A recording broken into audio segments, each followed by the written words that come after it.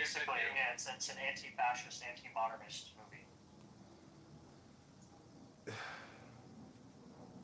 It's a snuff film. Yeah, maybe you shouldn't be running for office if your media literacy is this poor. I think fascism is great. I think that there are certain things that everybody should be doing the same way, like driving, like Angela, are you moving familiar to with the this film? grocery store. Uh-huh. Okay, yeah, 'cause it's very interesting because you don't get that many like leftist anti-modernists. Like generally we think of anti-modernism as being like a more conservative thing. It's very interesting to see that perspective. It's pretty rare. Kind Well, of the idea that it makes the argument that fascism undermines, manipulates, and takes advantage of our traditional cultural institutions. mhm. Maybe you missed that. Well, try to. I How does guess. Well, let what me ask by Grok. what means? Let me see Because what. even Pronghorn talks about that a lot, like how capitalism has destroyed tradition. Now he's like, oh, now your wife has to work in the factory too. How does that make you feel? Well, this movie. Wait, Kevin, can you explain again what you just said? Which I This isn't a suppose. film cinema. It's an This is anti. a film, but Okay, all right. Go ahead. Saying it's anti-modernist, and it makes the case fascism undermines our traditional social institutions like religion, marriage, and even food. I think and it uses these series of set pieces of the fascists torturing this group of young adults in these things. So, like in one of the scenes, they force two of a boy and a girl, teenagers, to both do like a mock marriage of each other, and then immediately afterwards force them to commit adultery. I think that's like a pretty striking example of the point that it's trying to get across. Um, Well, I think to even like center the film, as opposed to like centering somebody in the room, is part of the same problem, which is that again, I just think it's like vulgar, gross, and kind of revolting to watch, and never would I waste time watching it again to try to explore deeper issues with the film. I would rather just get your summary and leave it at that.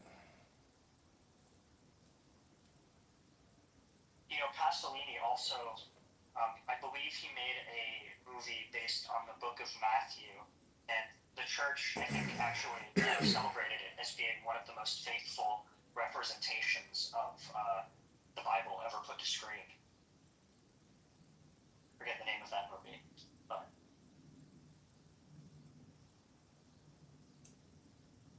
I don't think it was really that bad. I don't. You must have a weak stomach for movies. he's a Puritan. No, I mean, did you ever see Last? Or there's a book called Last Exit to Brooklyn, and then they made this movie by that guy who did Pi, Darrenofsky, where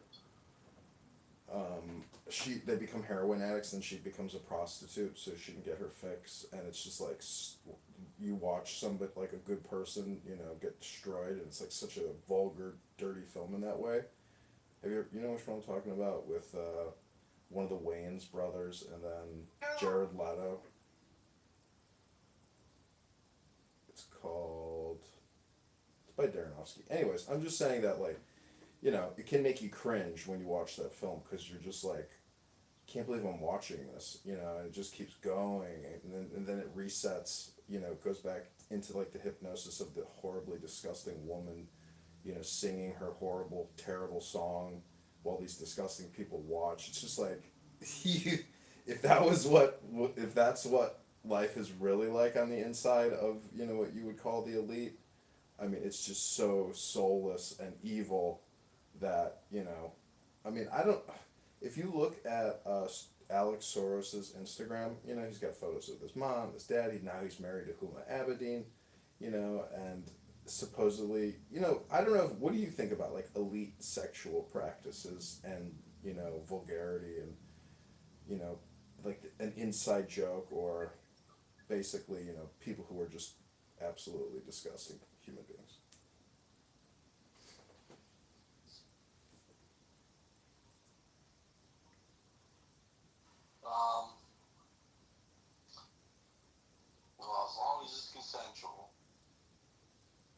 Yeah, I guess. I As mean, long as the kid consent, yeah.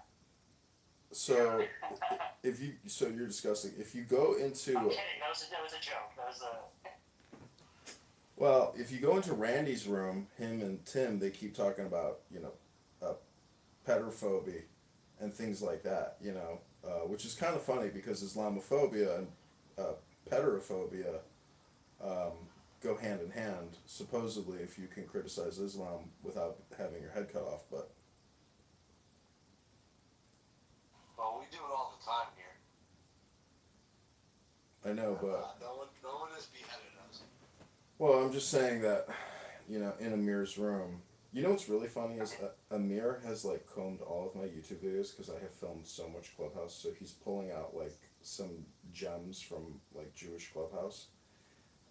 He's like he thinks he's finding something to support his cause with evidence about the Zionist entity conspiracy, and it's just so funny like watching somebody try to do confirmation bias by watching my videos. But it's really just his Jew hate show. That's what it really is. Is they just sit there and they make the most horrific Jew hate jokes. Not jokes, but like they read the news and they laugh at Jews. Like they're just so sick. It's so pathetic.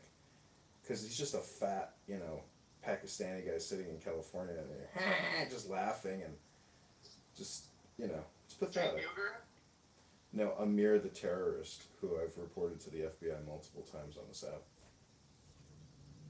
So wow. he keeps calling me out by name every single night. This John Kitover, this fucking John Kitover, this motherfucker, fucking reporting me to the FBI, motherfucker.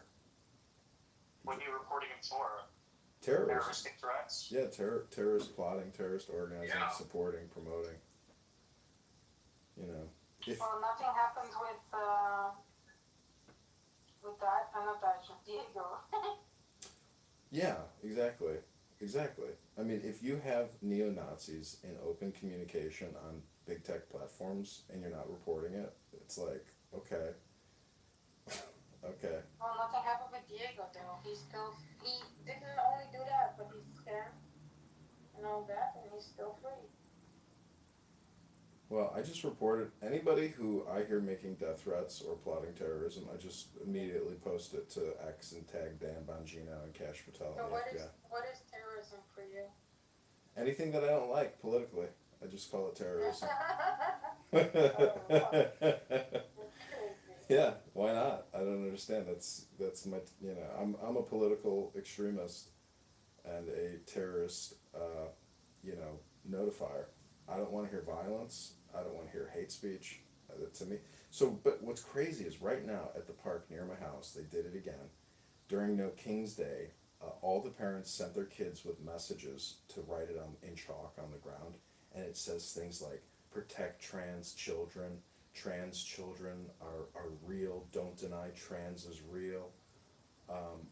Other things like illegal aliens are immigrants. Protect all immigrants. Like every single Democrat talking point is in chalk right now at my park. So I'm gonna go over there, photograph it all as like a memory, because they're using children to do their talking points. So it's like a perfect example of projection captured. Everybody does this. I know, but I'm going to photograph it because I want to capture the messages, because those are the talking points being transmitted through children, through chalk. So it's like a perfect example of projection and propaganda. Other things like keep the National Guard out of Chicago, do not send the National Guard to Chicago, they are terrorists, things like that. I mean, really anti-American messaging, horrifically bad. I just want to capture it this time, because last time I forgot to bring my phone, and I regretted it, because it probably would have gotten publicity. I don't think this would have gotten any publicity. I think people know this. Well, what if everybody around the country started sharing their chalk photos of young liberal Democrat trans children, putting out propaganda messages at every park throughout the country in chalk? Like, this is a coordinated effort. What do you mean it's coordinated? I would bet that some of these nonprofits who have regional and big city chapters, like they're encouraging parents to get their children out there to chalk up the parks with messaging, because they're all photographing it and sharing it on their social media. So, as a local conservative, You don't think it's this is just what these are just what they think, and they just are, this is the kind of the ethos they've No, created, and no. the issues that they talk about It's with not their kids. spontaneous. It's not spontaneous. It's because of that No King's Day. That there, I read about the nonprofits behind the No King's Day. It's the remnants of No King's Day. But I'm gonna capture it this time. And I fucked up last night. I went to this big festival, and this guy running for politics gave the worst speech you could have ever made. And I didn't bring my phone. And my friend who has a political gossip publishing business, he said, "Did you get him on video?" I was like, "No, I didn't do it." So it's like we missed a big opportunity to get like a political hit point against him. But I personally like him, actually, even though he's like a horrible Democrat. He's actually like a nice, pleasant person. So I would rather vote for nice, pleasant people, like who have like good demeanors all the time. I think those are good people, but they have to be fiscally conservative because we're broke.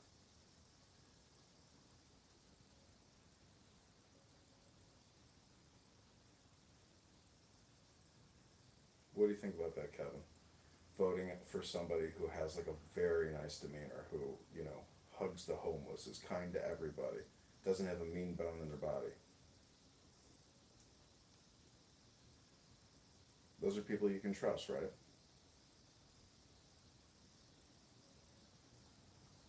Hello? Is this thing even on anymore?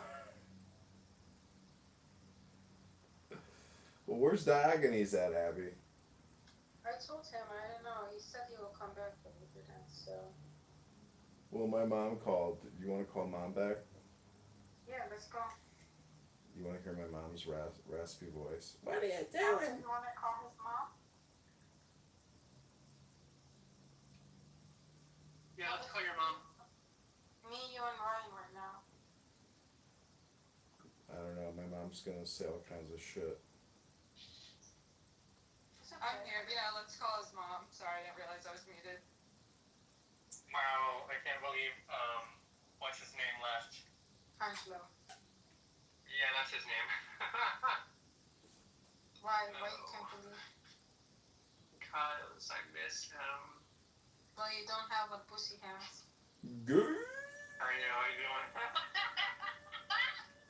I don't know what the fuck it is. I really don't get it. Well, we can see what you have, what he doesn't have, which is desperation. What was that? I'm joking. He comes in and out for Pussy too, don't worry. Bushy. Well, he can come in and out for whoever he wants to. Yeah. Yeah. You have to find him in the morning, so he's more stable then. I mean, he stays more in the room. He doesn't run away. Okay, so let's call Mom. Nah, I'm past that now. No, come on. Oh, wow. You want to hear, what's her name again? All about it. It's over, huh?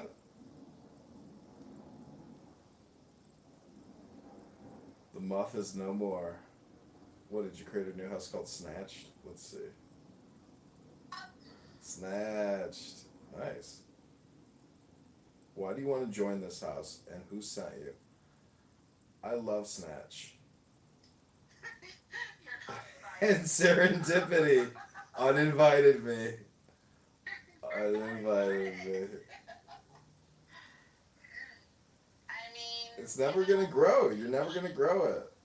it's not about growing it for me. I don't care about that. No Kitover, hell yeah. Oh my gosh. Damn. Well, that's cool. You'll save me time. Right? You'll save me time, yeah. I will save you time.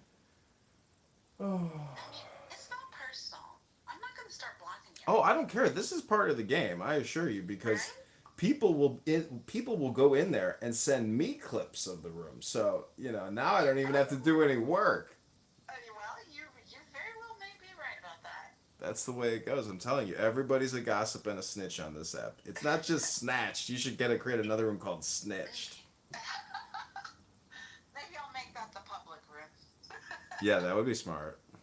There you go. There you go. Yeah. Yeah, I did not think that room could go much longer. I mean, it was like 7 days straight of Mike Moon talking. No, it wasn't. It wasn't? Oh my god, go to my That's YouTube. not. Go to my YouTube. It's like 7 days of Mike Moon and Mike Moon basically just going, going, going, Let's going, not going. even get on the ends. It couldn't have been 7 days. Oh yeah? It was. I sat here in my office for 7 days listening to Mike Moon motor mouthing in as a green Oh bean my in that goodness. house.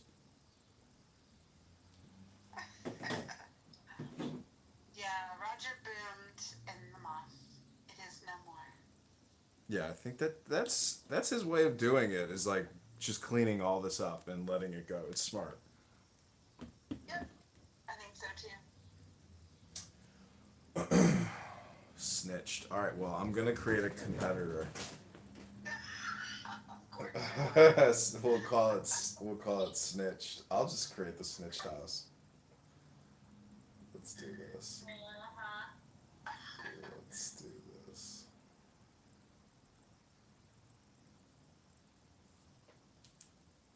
It's gonna be really boring, Serendipity. I hope you know that. I don't know. We've already had some pretty big rooms in there. Oh really? Yeah. Oh fuck! I am excluded then. Yeah, last night and this morning. Yeah. For sure. Well, He's we'll gonna have to work harder, folks. we'll see how long it lasts. Right. I don't have a whole lot of faith in people, so you know, it is what it is. Hey, Ewan. You know, peak hours really for this app, in my opinion, are in the morning. That's when people are the biggest talkers. Everybody gets their dopamine fill up. Yeah. And it's nice to have a place where you can go and do that and everybody will just act civilized. I agree with you. I think they're the best hours. For sure. Hey y'all, I don't think did I do hand raising? I don't think I did hand raising. So I think people can just come up. I didn't even pay attention. I created a competitor to Chillism called White Belts and Chillism 3.0, and man, Monica went. Oh my God! Speaking of Monica, You've missed her, haven't you? well, I really wanted her to open up a room in the White Belts Chillism house that I created, and maybe she could play like a podcast. Sure, we could come up with some ideas. Monica. Ewan, what was that room you had with your wife earlier today? What do you mean? Which room? Oh, we moved that to the private house. Yeah, we started in I don't know, I just said, oh, it was coffee and drinks. That's what it was. Yeah, I saw it, but then I couldn't find it on my anonymous, so I was like, forget it. That's because we moved it. This is not my anonymous, FYI, in down there. That's somebody else. With the muff shutting down, I've basically like turned my cameras back around because the muff was my consistent go-to for like 10 days or ever since Roger disappeared. There's a lot of videos of Monica. Monica got a lot of screen time this season. Well, I mean, she is Monica. She got very upset though. She jumps back into the chillism room. It's like Monica doesn't like having her peace disrupted, or I wouldn't even call it her peace. I would say it's like her perch. Oh, yeah? Well, are you coming up? So is it true? Are you really gonna meet Monica in person, Serendipity? Heck yeah. But she's fully she's totally MAGA, and you're not fully MAGA. No, I'm not. I'm not manga at all. See, so you sure you're gonna get along? Like, there's gonna be peace. You're anti-MAGA. I am quite certain. She is the good cop to my bad cop.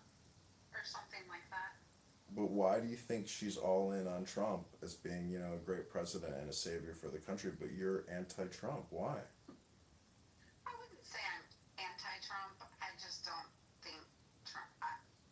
I have some criticisms of Trump, and I don't think he's like the new world savior. Oh, you think he's a fake? I mean, I think a lot of things about Trump. I'm not like a personal fan of Trump's. Got it. So you don't like him. You think he's a fake, a dirty dog. He's not a savior. He's a fraud. What, Ewan? This is probably being live streamed to Ali Alexander or something right now. Like, God damn it! Just losing his shit. Yeah, I have some fair criticisms of him. There are a lot of things that I fully support that he's done, and I stand behind him. I think he was the best decision for this country, but there are a lot of negative things that I could say about him as well. See, I think that's the problem. Is there were two options. There was Donald, Right. and there was Kamala. And if you think that we chose the lesser of two evils, I think you're actually really naive as a person. Wait, actually, No. you think that Kamala? Okay, you know what? I actually think that Kamala was such a bad pick for the Democrats that was a more evil decision because of how stupid she was. And I didn't say I think Trump is evil either. No, I get it, but I'm just saying any criticism, especially when all you're doing is a comparison between Trump and Kamala, like there's no criticism there. It's night and day that she would have been a disaster for us. Of course it is. I totally agree with you. Okay, so if that's the case, how do you? There wasn't even any contest. But then, what is your negative criticism though of Trump? My negative criticisms of Trump are my biggest negative criticism of Trump currently is the way that he handled the Epstein files. A big part of his platform was transparency and wanting to clean up with Doge and everything. And I think that they went in and I think that they did a really good job. But when he played the card that he did with the Epstein files and it didn't go the way that he wanted it, and then he turned around and gaslit his constituency, yeah, that's real bad for me. The very people that put you in that office that have supported you, some in large part because of the transparency that you promised. Had he just come out and said, look, I know I said I would release these, or I hoped to release these, but due to, I don't care, fill in the blank, issues of national security, better judgment, I'm not going to do it. And I apologize for that. Like, had he just been honest and straightforward about it, I could have even gotten over that.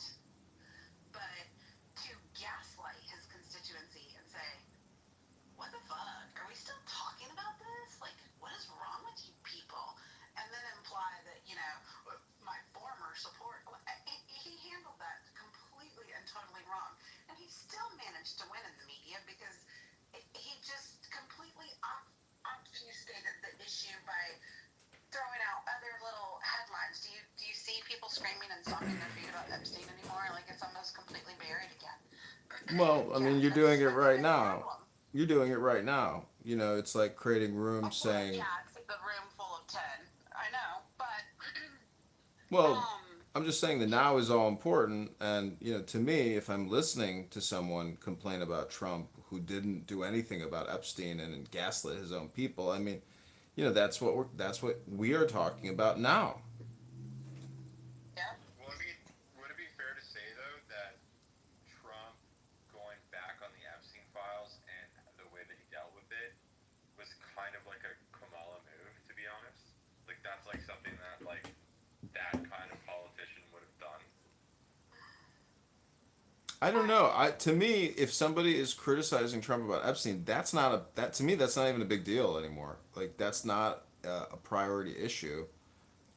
But see, the thing is, when somebody brings it up, Right. hold on, no, I'm not finished yet. What I'm saying is, One at a time. what I'm not finished yet. What is the implication that serendipity is suggesting? Are you suggesting serendipity that there is an Israeli Mossad connection to Epstein, his espionage activities? Like, what is it that is actually upsetting you about Epstein? Is it the trafficking and the victims, or is it the espionage? Because, it's a very delicate issue, and I love talking about it. It is a very delicate issue, and I would say that it's all of the above. It's the sex trafficking, it's the victims, it's the fact that I don't think that this is necessarily a Mossad thing as much as I think it's probably a global central intelligence issue.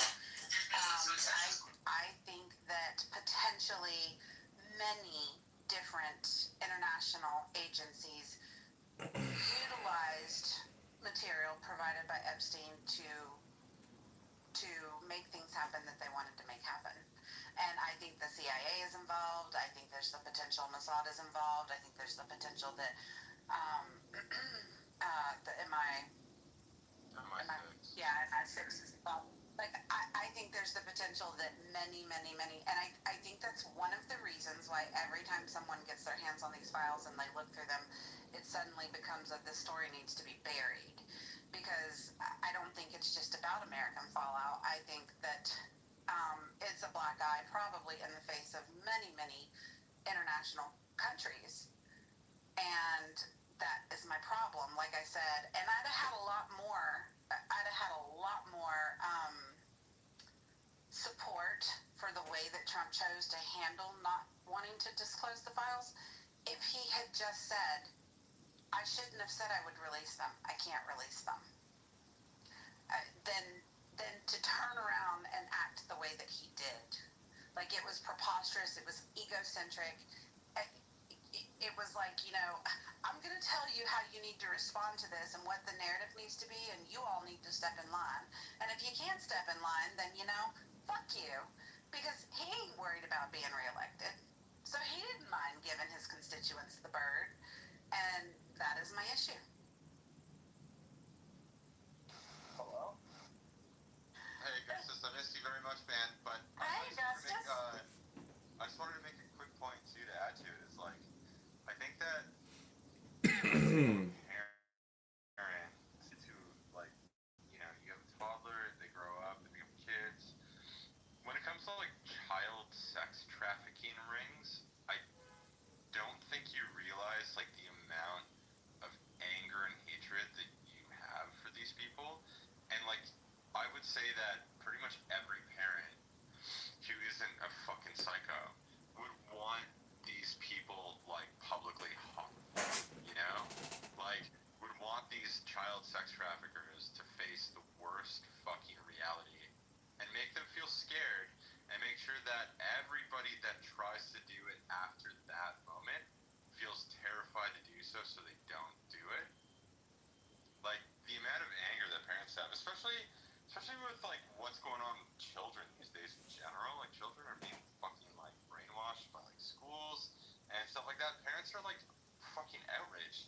Like, I can't, like, yeah, it's not that safe to, like, just let your child go out with friends every day. People feel worried about this shit, and the whole Epstein files thing just added to that. And the fact that there was no accountability for that. This is the thing, is that there's accountability for random, like, pedophiles on the street or whatever that, like, do horrible things. But there's no accountability for someone once you reach, like, $500 million in value. You can do that and get away with it. Okay, 30 more seconds, Ewan. 30 more seconds, Ewan. 30 more seconds. No, it's done. That's it. Can we say hey to Augustus for a minute? Yeah, what's up, Augustus? I haven't seen you in a minute. You okay? Yo, what's up, everybody? Yeah, I'm doing good. I got married this year. I'm about to have a son. Congratulations! Holy shit, dude! Congrats! Yeah. Thanks, guys. Yeah, and I moved to Washington, D.C., so I'm in the swamp, and shit is real. Dude, are you fucking still working with RSK and shit? Yeah, I work for a satellite organization that supports them, a nonprofit called Maha Action.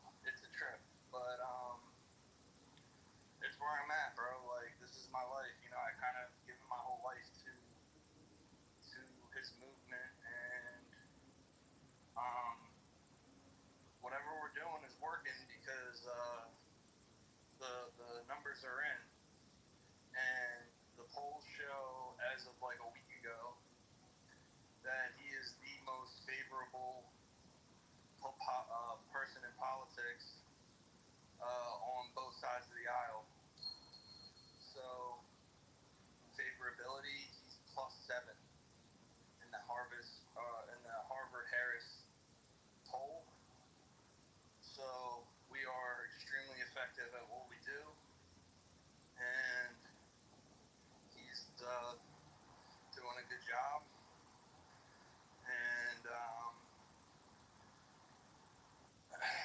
And yeah, it's crazy, right? Yeah, no. My mom. 30 more seconds, Elon. Trump was negative. My mom, who is like susceptible back, is really pissed off at him, which makes me realize that he's probably doing a pretty good job. Yeah, I mean, him and JD Vance are -2.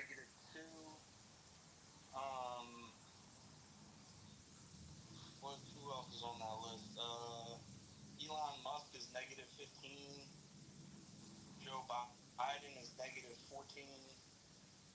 Gavin Newsom's -5. So he's +7. So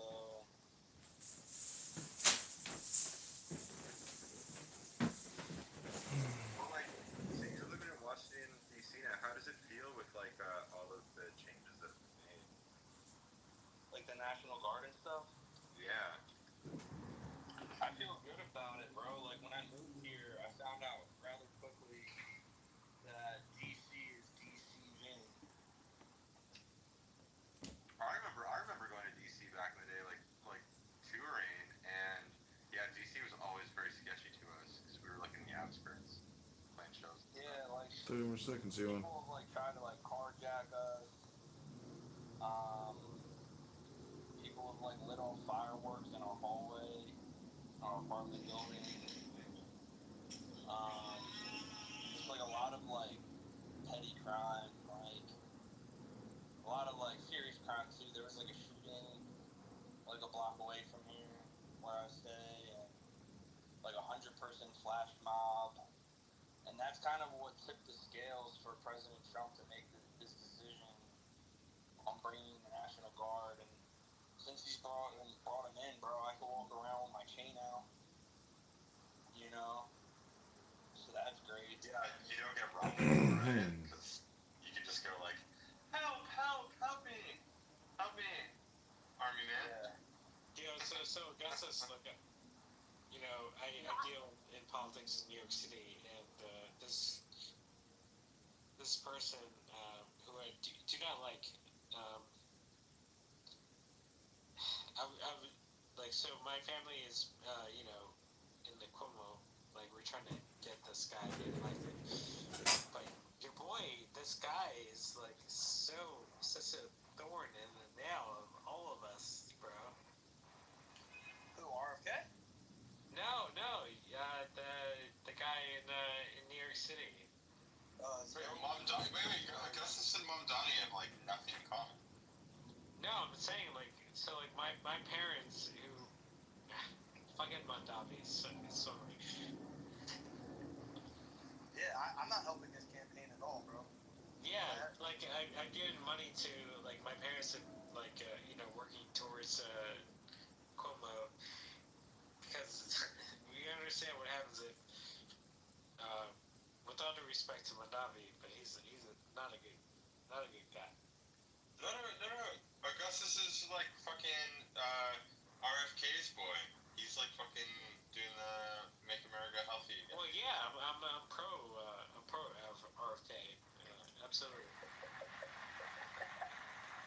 Look at that, we solved it. I'm not working with that socialist out of New York now. I am working with 2 other campaigns. One's in California. You mean making America great again? That's what you mean, right? I'm talking about the other campaigns I'm working for. This in California and in Illinois. I live in California, so what are you working on? One of my clients, he's a candidate for Congress challenging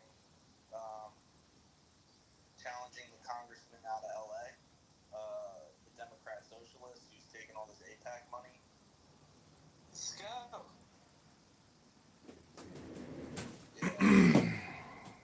Augustus is also doing a fundraiser for candidate Kitover. Oh my gosh. Okay, guys, I wanted to just say hi to everybody that came up on stage. Joseph, Steve, Mitt, BB, King of the Snatched.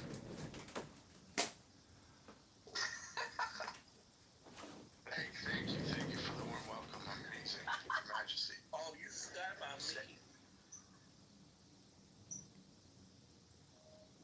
Well, it looks like all the drama on Clown House has died down. It looks like all the new party hats are here. Congratulations, everybody. I think we nipped this pot in the bud. Congrats, everybody. I hope you enjoyed In the Muff. If you haven't joined Snatched yet, it's a super private, exclusive space just for Serendipity's cool people, the real cool click people. Go get Snatched because the Muff is dead. Thank you for that service announcement, John.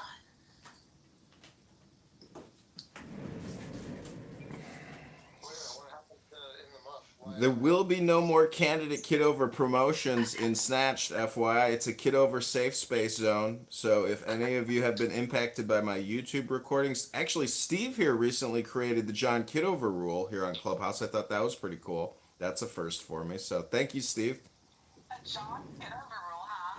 We I had a have no idea what you're talking about. Yeah, in the atheist room, you said don't block anybody unless it's John Kitover. It's called the John Kitover rule. Well, that's not exactly. Yeah, that's what I said. recorded. It's on YouTube. You can watch it, Steve. It's called the John Kitover rule from Steve Appel. It's on YouTube. You can watch it. It's not, but it's close enough. I guess I didn't make it up. You'll have to watch the YouTube video, Uncle Steve. Definitely don't put me down with a little black guy in here. So, So, no, I'm about to bring the heat. oh, I'd like to know who the socialist congressman that you're fighting against in Los Angeles is. Wait, Bruce, Needs to get going. Bruce, wait. Hey, Newsom is governor. He's not a congressman. Well, freaking or it's the same thing to me. A governor is the same thing as a congressman? Okay. Wait, Bruce, I gotta ask a question. Wait, you're black? Wow. No, I'm not. Come on, do you remember that shit from like years ago? Bruce, why did you Do you remember that? Holy shit. I'm sorry, Bruce. I won't start it again. It won't happen again, don't worry. Fucking hell, sorry, dude. We would have been cool. That was fucking funny, though.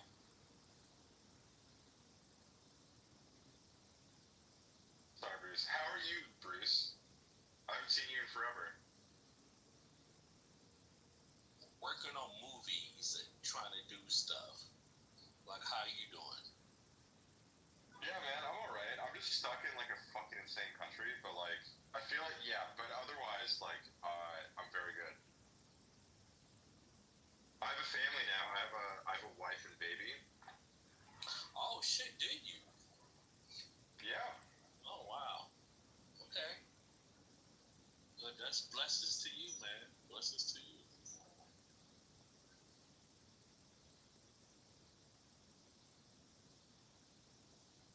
But I'm stuck in Britain right now, so, you know. How's your baby?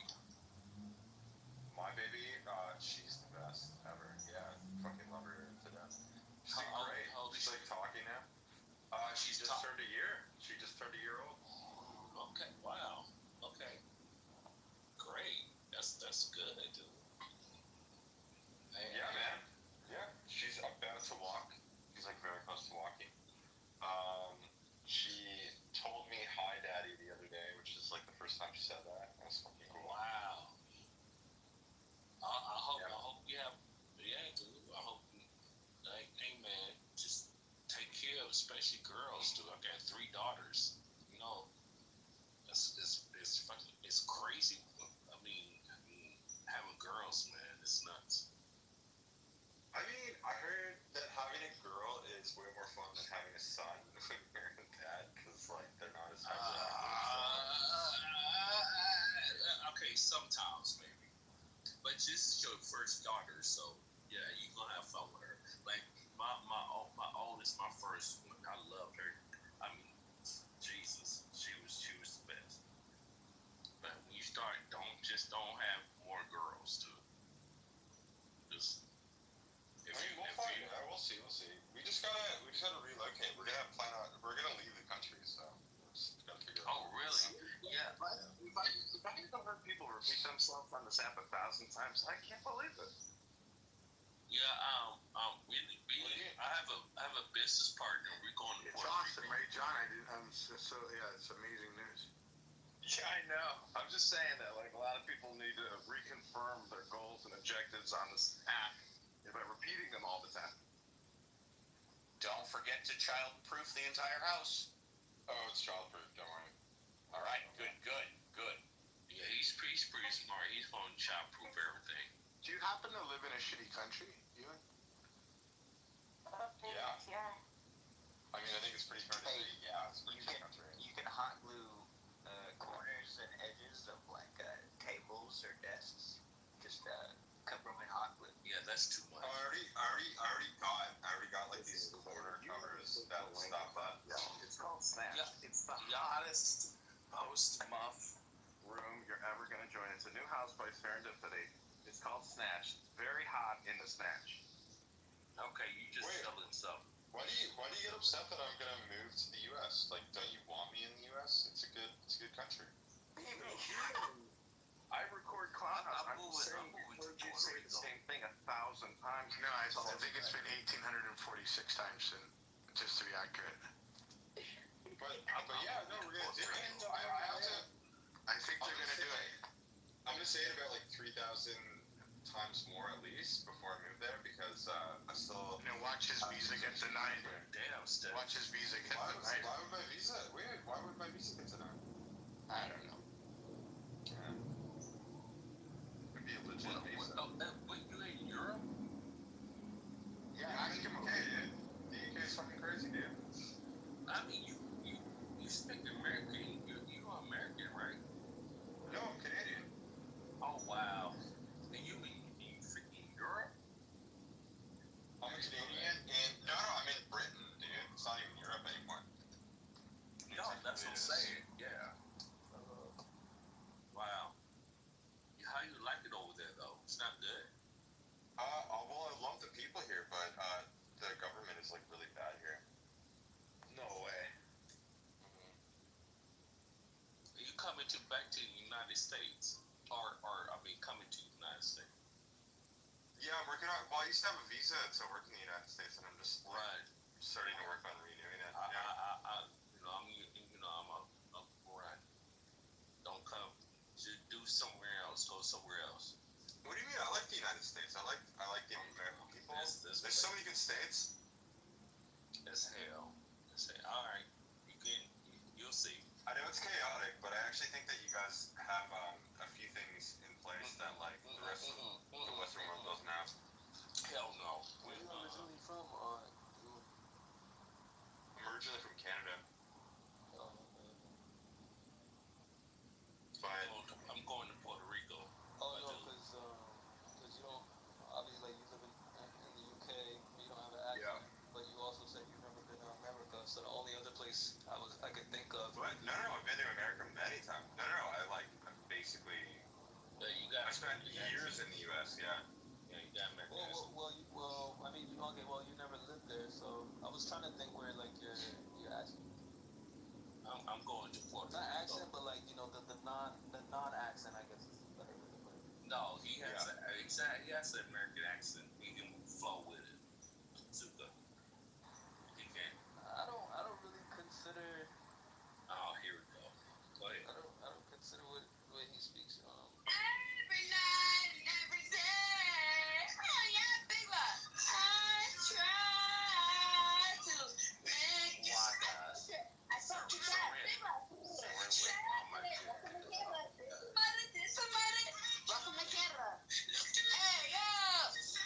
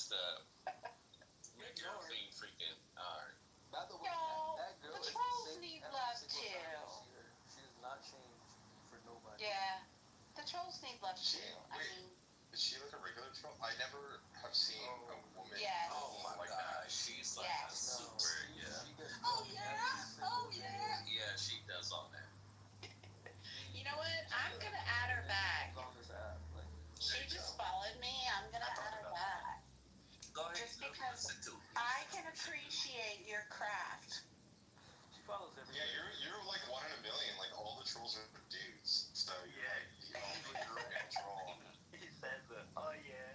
No, we got female trolls. We got I mean, it's a skill. Sometimes you need a Craig. You say it's a skill. It's a skill to be a good troll. But her crash No, but like is most of the female. Beginning.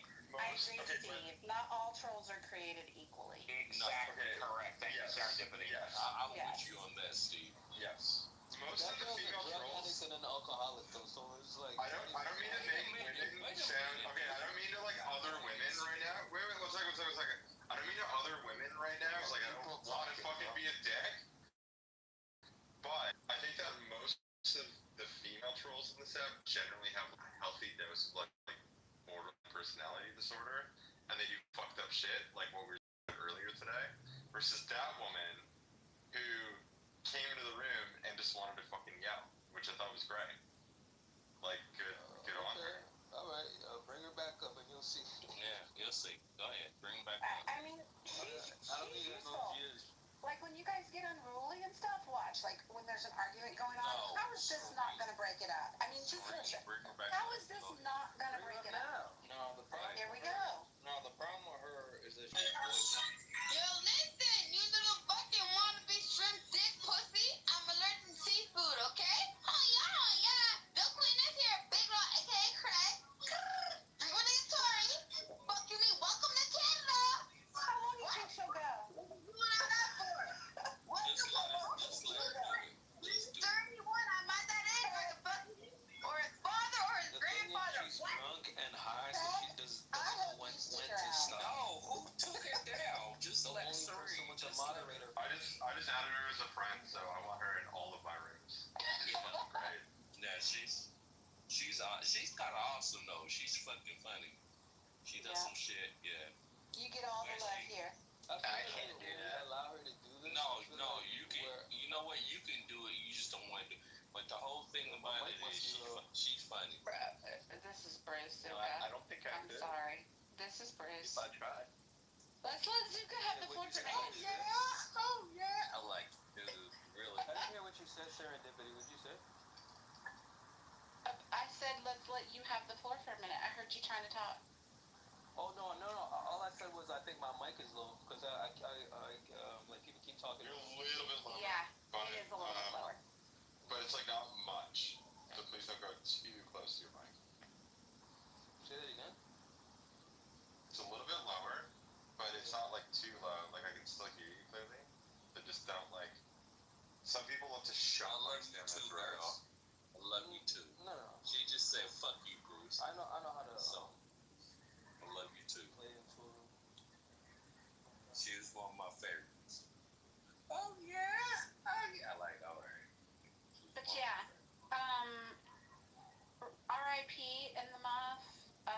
For those of you that care, Snatched, the house linked above, is a replacement house for our coffee rooms in the muff. So make sure you join. It is a Kitover free space because it is private by invitation only.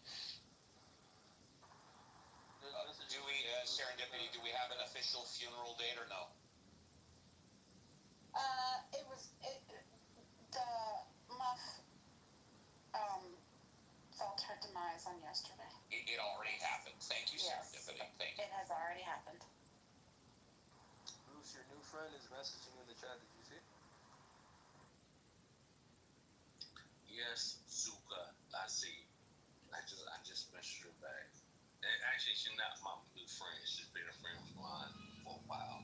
As Aww. me and a few other people on here.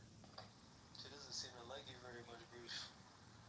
Well, dude, you don't seem to like me very much. Why are you talking to me? Is Steph still in here? Where did What? Steph go? I just told you to Darn direct it. your All eyes right, at the dude. chat. Stop that's all. trolling, too. You trolling. Stop doing that. Huh? Do y'all know Steph How am I Luck? Anybody know Steph Luck? Stop, dude. You're like a young No, I kid. have no Stop. idea. I'm not Anybody exactly- down in the goon know I Steph? don't know who I am.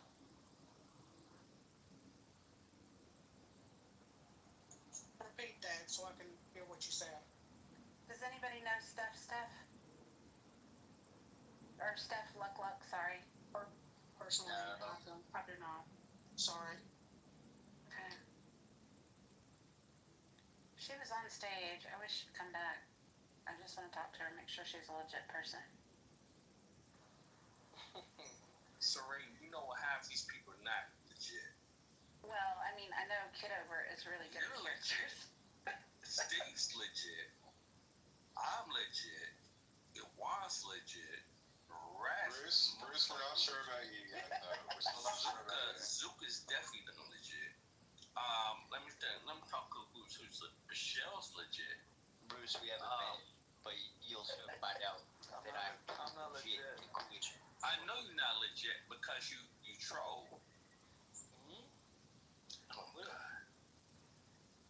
Bruce, you come into my room without a ticket now? Miss D's definitely legit. I hope you will. Myth is a fan of Serendipities. And he brought me in. Ooh, Miss D. Me. She was talking about me. Oh, okay. Hey, Jane. Bruce, we're still trying to figure out whether you're black or not, though. Jane is legit. Aw. Well, thank you so much, You Steve. got some black as shit. I'm That's black. right. Well, I'm not black as shit. I'm brown skinned. But I am black. We like people owning people. And by the way, Jane over the years has blocked me about a dozen times, but she's still legit. Who? Thank you. I'm not sure. That's true. I don't know about a dozen.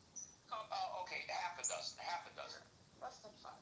But you know what? Thank you for vouching for me. Quickly, I wanted to say, My I pleasure.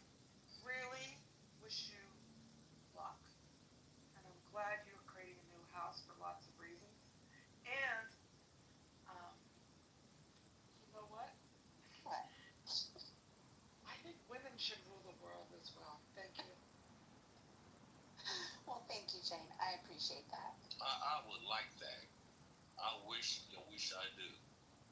Because I got 3 daughters on my own. And they need, like, some kind of, like, thing going on. Women could rule the world if they could all get together. They could easily rule the world. If women all got together. Go ahead, sir. Go ahead, sir. I'm sorry, Steve, because we like, females. I mean, I don't want to say anything, Steve. You look like a person that, if I say pussy, you might get offended. I don't know. Sir, I'm the last one in the room to get offended. Okay, so we like. The only thing that offends me is when you interrupt me, but I will wait till you finish. Okay, then I'll shut up. All right. As I was saying, women could rule the world if they could all get together and all agree on one thing. Now, some people may say, well, men could do the same thing. No, men can't. All the men could get together and say, okay, women, do this or else. And the woman would say, I don't give a fuck what you think. But if women got together and said, guys, do what we want or else, guys would do whatever the women wanted. And it's my opinion, but I believe it to be true. And you're right. I actually don't Uncle agree with Steve that. is always right, baby. Steve, I don't agree. I actually think. Do you know what? I actually think that. All right. Okay, so this is a bit left field, like totally crazy, but I actually think that the reason why we're in this situation right now is because there hasn't been a big What enough war to wipe situation out are you men. referring to, sir? Oh, I just mean like this, like, you know how we had like 2015 like feminism and like women, it was like girl power, but it was also like fuck men and like we hate men and all this shit. And now like we have like a whole generation of men who are like generally pretty weak as human beings and they're afraid of dating women. I think the reason for that is because we haven't had a world war. And a huge amount of the men haven't been wiped out. Interesting theory. Here's my response. Yeah, well, if you're finished, I'll give you my response. The Me Too movement, which you alluded to, but you really didn't say, was the greatest protest that I've seen with my own eyes in the past 20 20 years or whatever, and here's why. All women got together, not only around America, but around the world.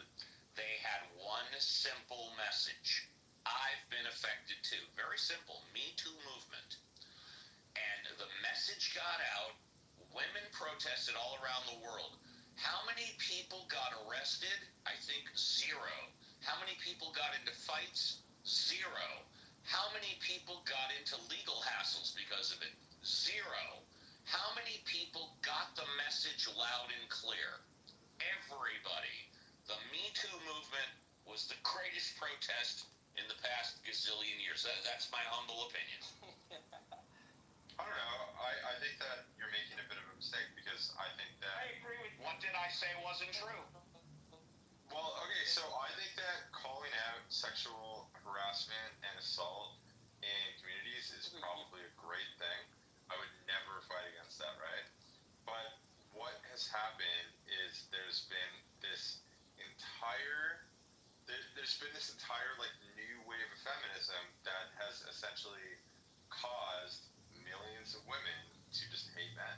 There's like And all it took was one Amber Heard to move the dial to the other side.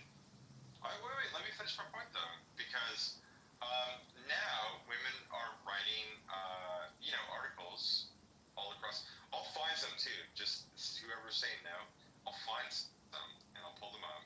But women are saying, why aren't men coming after us anymore? And that's like talking about the younger men or whatever, right? I'm married, I'm happy, like I would never want to date in this day and age. It's fucking crazy. But with that being said, I think that what has happened is that you've caused like a cold separation between men and women in a lot of like dating circles between like communities and cities all around the world. So I think that's true as well. So there's problems that come with this. this. Is it a good thing or it's a bad thing that Me Too happened? Well, you trying to say I'm sorry. Go ahead, finish and I'll answer your question. No, that was it. All right, here's the answer. Guys, don't try and hit on women at work. Guys, women at work are off limits. I agree. If you're not a famous guy, who's worth $50 million and you're just an average Joe Schmo like me, go into a bar, hit on a woman, nothing's gonna happen. And if she says no, all you gotta do is just respect the word no, and you'll have no problem. On the other hand, if you're a famous guy and you're worth millions of dollars and your face is known everywhere, then you gotta watch out. I keep your hands tied behind your back. But if you're an average Joe Bull like me, just not at work, go to any bar, any restaurant, go to any whatever you want and hit on women, it's no problem. That's my answer. It's not about famous men. It's about like the average. It's totally about famous men, sir. It's about Amber Heard was a gold digger, and she thought she got a leg up by being married to Johnny. That's why. No. This is not what I'm talking about. I'm talking about the overall culture. Could I'm I not talking say about something? famous people. I don't know about the famous people, but what I appreciate that you said, Steve, is knowing you. I was like not surprised that you said it. That it was effective. Oh, Don't interrupt, absolutely. please. Don't interrupt. Yeah. And you know what? How do you feel after some time to reflect, Steve? Is it reasonable? I mean, no doxing, but I think you and I both have daughters in our 20s, Yes. 30s. Do you want them to have to I find have off? 3 daughters. Okay, Bruce, that's nice. This is why I said I'm talking to Oh, sorry. in the workplace, is what you said. And I think that's very great and not that fucking hard. At work, don't hit on women. And guess what? Smart women can tell if you're being cool and they want to date you, then you'll figure it out. You don't have to worry about it. They'll hit on you. Still be at work. People with this whole bullshit narrative about, oh my god, the workplace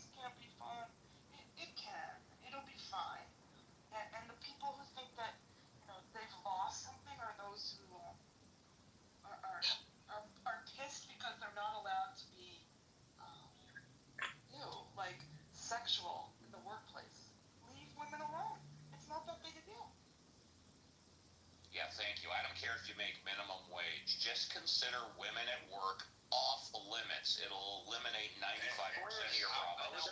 I would never disagree with that. I'm with you on that because Steve, like I'm around your age and I understand that. Like, you know, you don't do that. Like, in other words, if you want to just hit or talk to a woman, you know, like, hey, let's go on a date or anything like that, it should not be at work or should not be that way. I mean, you meet them out on the street or anything like that, that's okay. Talk to them normally, but all women want that, you know. And there's sometimes that you know you got women that are younger. It depends on what it is, but you're right. Like Elon's right, you're right, Ron's right. Like you just gotta be careful, man. It's rough. It's rough for men and women at the same time. Because there's women that want to be hit on, dude. But they're like, but it's really simple, guys. It's very simple. Do whatever you want outside of work, and when you hear the word no, stop. Don't think that no means well maybe. No means no. Just fucking stop. Yeah. You got no problem. I didn't really bring up like the Me Too work situation. Like that wasn't my original. I know you didn't bring it up. I brought it up. I know, but what I'm saying though is that like, and you know what? You can't even say you are married and got a beautiful baby and stuff like that. So you're good, one. No. I know, So I'm just talking about. Oh yeah, but dude, I have to like, I don't know. I don't know. You can bring up something for marriage, like your marriage is good. Yeah, I got a very, very happy marriage. Yeah, of course. Good. But it's not like it came without it's like, you know, storyline. It's like I got previously divorced, for example. I got divorced from someone who was like a very woke feminist. The reason why we got divorced essentially was because of that. And She dumped you. I don't know much of. Sorry? She said she dumped you. No, I'm not laughing at that. I'm not laughing at that. Dumped you. Dippy, I just want to let you know. No, I edited that. We'll let John Kitover, so just be careful on the snatch. She might send me some exclusive clips. I might put them on the outside. Oh, no. All right, thanks, John. No, I mean, I had to end that relationship. It was like too crazy for me. There's a lot of unhealthy people out there. I was trying my best to help out and make sure that. No, it's always a Ended our healthy relationship. man. That's the whole point. There's Yeah, of people- course. I tried dating now in my 30s, and that was one of the fucking most insane things I've ever seen in my Dude, life. I'm telling you. Love has to finally find love and have a family. I just love this success story. He needs to stay with her. He needs to make that, you know, build that baby up and stuff like that. I mean, funny enough, I did. I met my wife on Clubhouse. That's the craziest part. That's the craziest part. And she's a catch, man. She's a beautiful artist.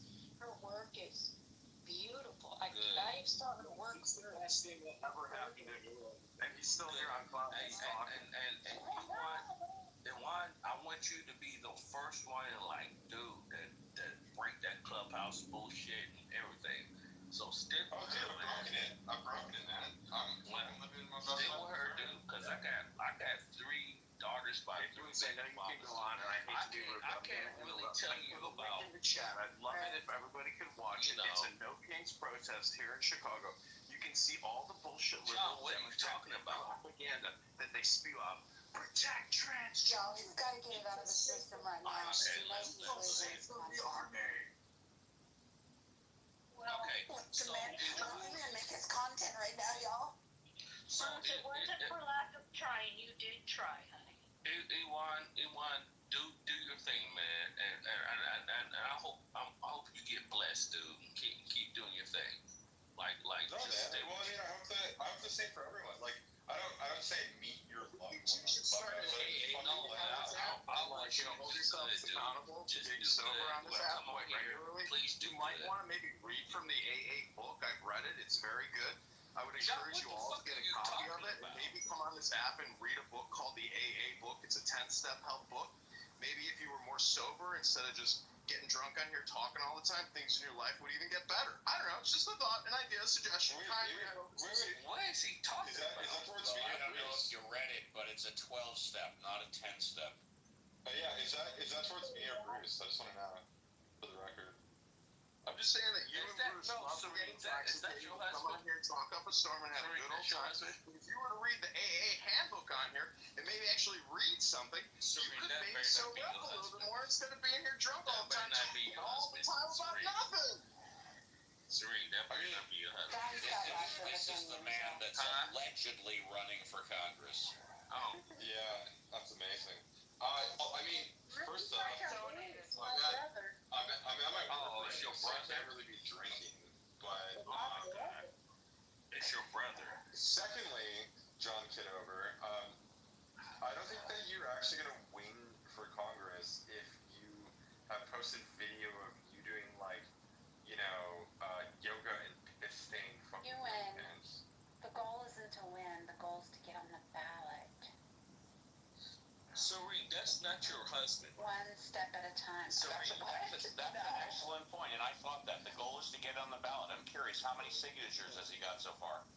The goal is to get on the ballot. Right. How many signatures has he got so far? Dude, he's not gonna get I don't know. any signatures in this motherfucker. Today, we were out at the Rockford Parade, we're out at the Peoria Bloomington Parade. Everything is going great, and we anticipate that we're going to be at 1,500 signatures by October 27th. Thanks for asking. How many do you have right No, now? we're not gonna get that. How many do you have right now? Steve, I'm sorry, how many?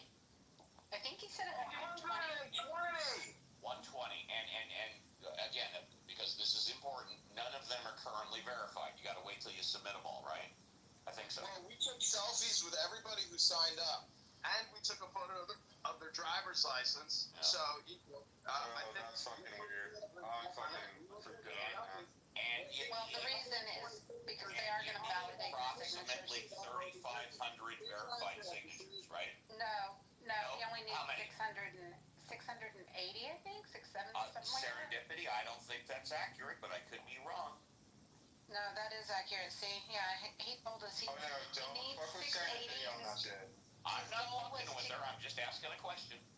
His goal was to get at least twice of that because of the verification process, because it is very strict. My understanding, and Kitover can correct me because I don't live in Chicago or whatever, that he needs a percentage of the registered voters, and that percentage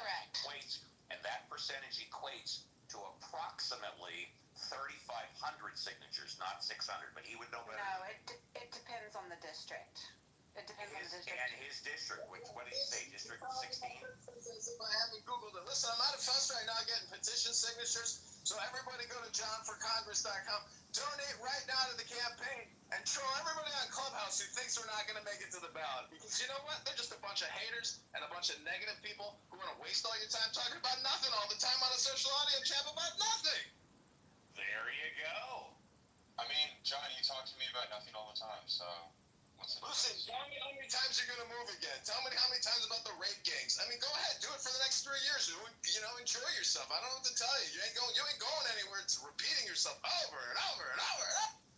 And again, that's someone who's running for Congress. Yeah. So I actually generally do move when I want to leave the country. That's what I did with Canada. It was the UK. And I'm planning on moving to your country, John.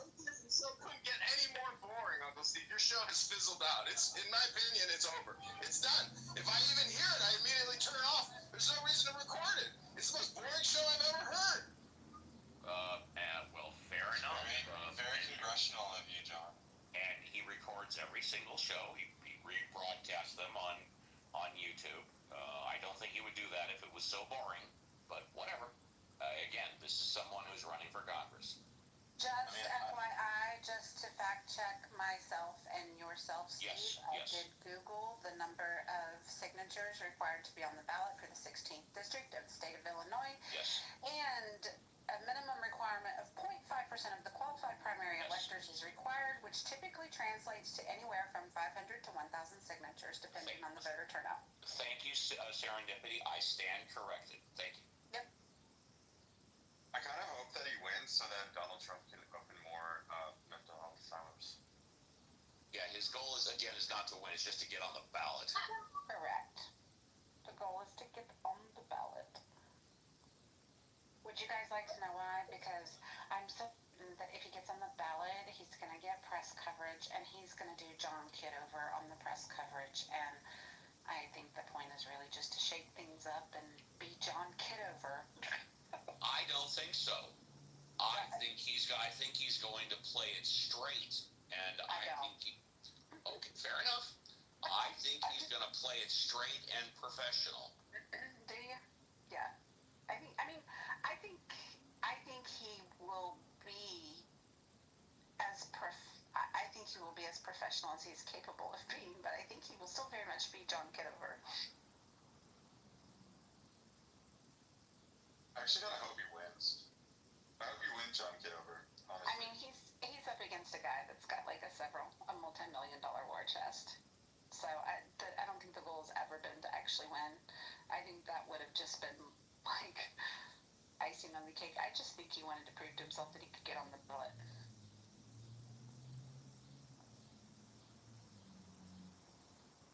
And kudos for him. I guess if that's what floats your boat. However, if he was serious, he would be like Edward Durr.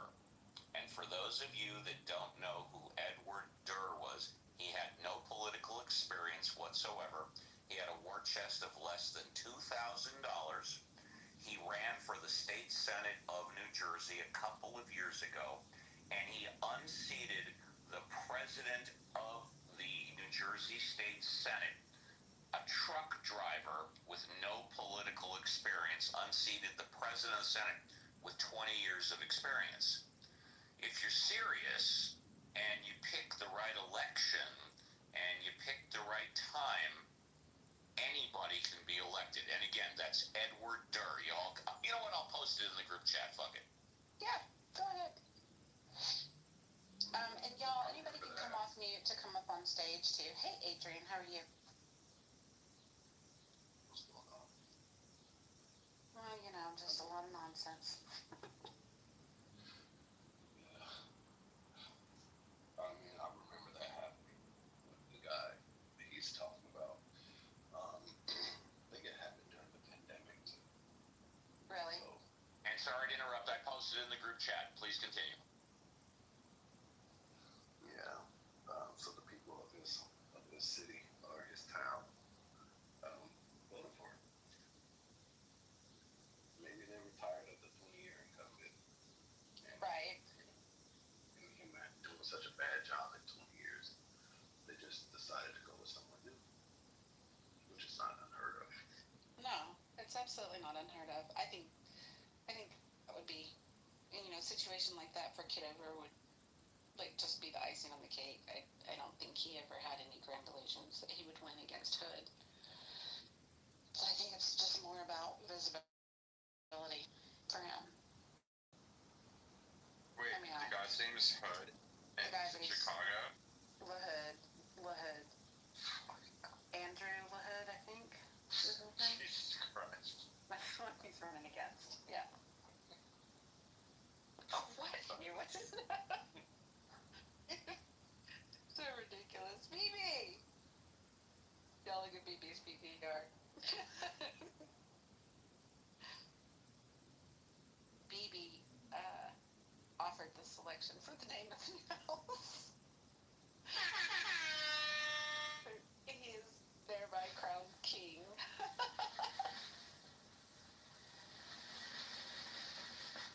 Much applause, much applause.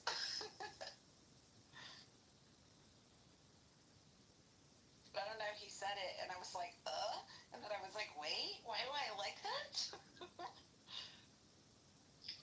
Can anyone tell me what is the purpose of the No Kings protest? The No Kings protest? I think the inference that Donald Trump was being authoritarian was kind of what they thought it was about. So, It's an echo chamber that Donald Trump sucks. but when I look at where they was having these things, they were happening in different countries around the world. I'm like, Yes.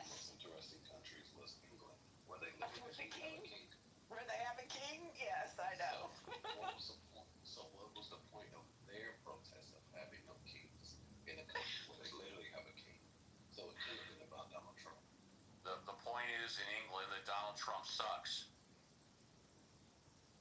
It No, doesn't yeah. even make sense. Like, you're in England, you're having a No Kings protest. You literally have a king there, but you're talking about Donald Trump. Well, that's because the king in Europe really has no power whatsoever. It's all about the prime minister, except for the fact that the king has some land and the king is supported by the taxes. The king has no political power whatsoever. Yeah, but still, they are there saying No Kings, which is a reference to Donald Trump. I haven't seen anything about No Kings protests in the UK. Can you send me anything? Yeah, it was on their website. Which website? No Kings. Oh, the No Kings And the King's website? website. How many people went to that in the I don't know. I'm sorry. I don't know. Well, I mean, like, we literally have people that are, like, rioting and protesting in this country every day now in 40 towns and cities. Like, the country's falling apart. So I think a No Kings protest is going to be pretty minor compared to the actual protests going on here. So, yeah, I would not have heard about it for sure. No, Yeah, but I just don't know what the point is, because if they can garner all these people to come out into the streets for these No Kings protests, then where the fuck were they at on election day? well, I mean, technically, if they were, like, arguing for No Kings and they wanted Charles to step down, then they would be arguing on the people that also are, like, you know, arguing against mass migration and stuff like that. Because Charles is Yeah. pro mass migration. Yeah, so the people here in America, all of those people that came out, where the fuck were they at on election day? Why couldn't they mobilize on election day? Well, they did, but 10% more voted for Trump than for Kamala Harris. So there's no point to this.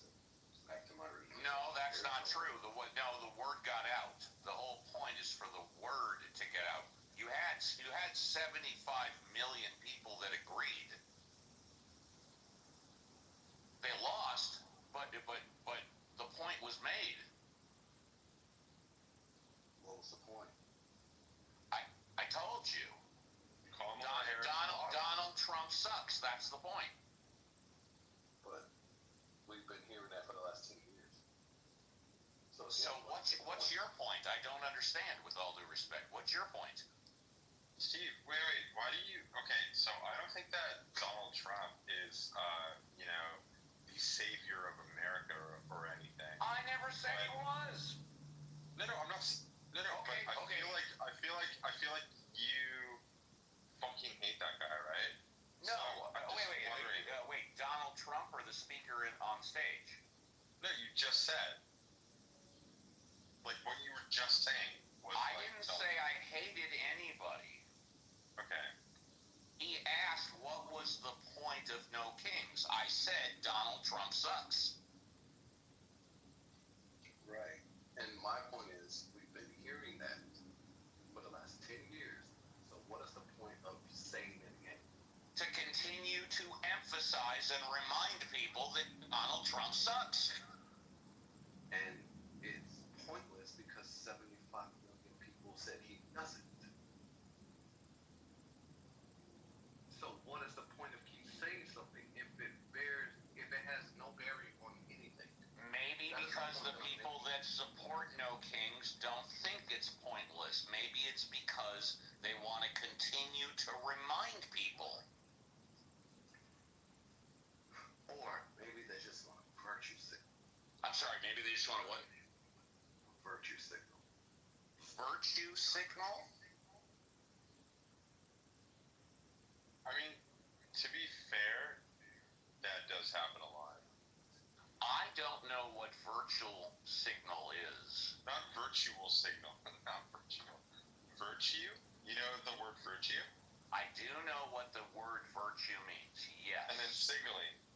I know Something what that, the word you are signaling means. holier than thou because you say that a certain person is a bad person. That's what virtue signaling is. God, thank Thank you. I just learned something new. Thank God I'm in the muff.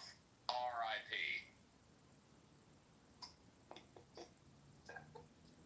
I mean, it is a dead Serendipity. bomb. You're in a dead you bomb like right that. now. I said that really well, didn't I, Serendipity? Poor Bruce. He's having his Serendipity, you don't have to say anything. Just by your chuckle, I know it. Okay, yeah, say it. R.I.P. in the muff. So good. What do you think about JD Vance, Steve? He's the vice president of the United States. What do you think about him? That's not what you think about him. That's what he is. So what do you think about him? I just told you he's the vice president of the United States. What do you think about him? No, that's not what. That is what he does. What do you think about him? I think he's got some good qualities and some bad qualities. I also think that if the Republicans decide to run him in 3.5 years, he's going to lose. Does that satisfy your question or no? No, it's fair. Who do you think he's going to lose to? He's going to lose to Gavin Newsom.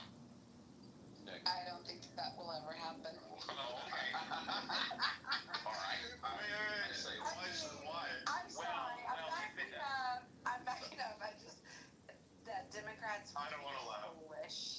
foolish to put Gavin Newsom on the ticket. That was Well, he sure as hell ain't going to lose to AOC. I don't think that we have a great shot, but we would have a much better shot if they made Gavin Newsom the ticket. Gavin Newsom Who's a better Democratic candidate than Gavin Newsom? I mean, he's a terrible Democratic candidate. That guy's like fucked up. That doesn't answer the question. Who's a better Democratic candidate? I can answer. I would even say that AOC would probably be a better Democratic candidate. Amazing. That's great. It's fine. Okay. All right. Fair enough. That's fine. I'm not even joking. I think that I know you're not joking. That's why I do said a that's better fine. job as president than Gavin Newsom. Right. Exactly. Okay, so what? Well, what do you mean, so what? You're just saying words right now. So, like, do you want to respond? I thought I was directly on point. You asked me a direct question. I gave you a direct answer. You want to know what I think of AOC? Let's find out. Is she in her second term of Congress? Is that correct? Yes. I thought it was her third term. Okay, fair enough. Her third term. Before getting into Congress, she had no political experience whatsoever. Is that also correct? Or am I mistaken? Yeah. Keep on. All right, fair enough. I'll keep going. Prior to Congress, she was a bartender. She just turned 36 or 35, so now she's eligible to run.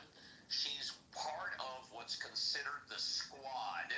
She is part of the far left liberal socialist faction of the Democratic Party.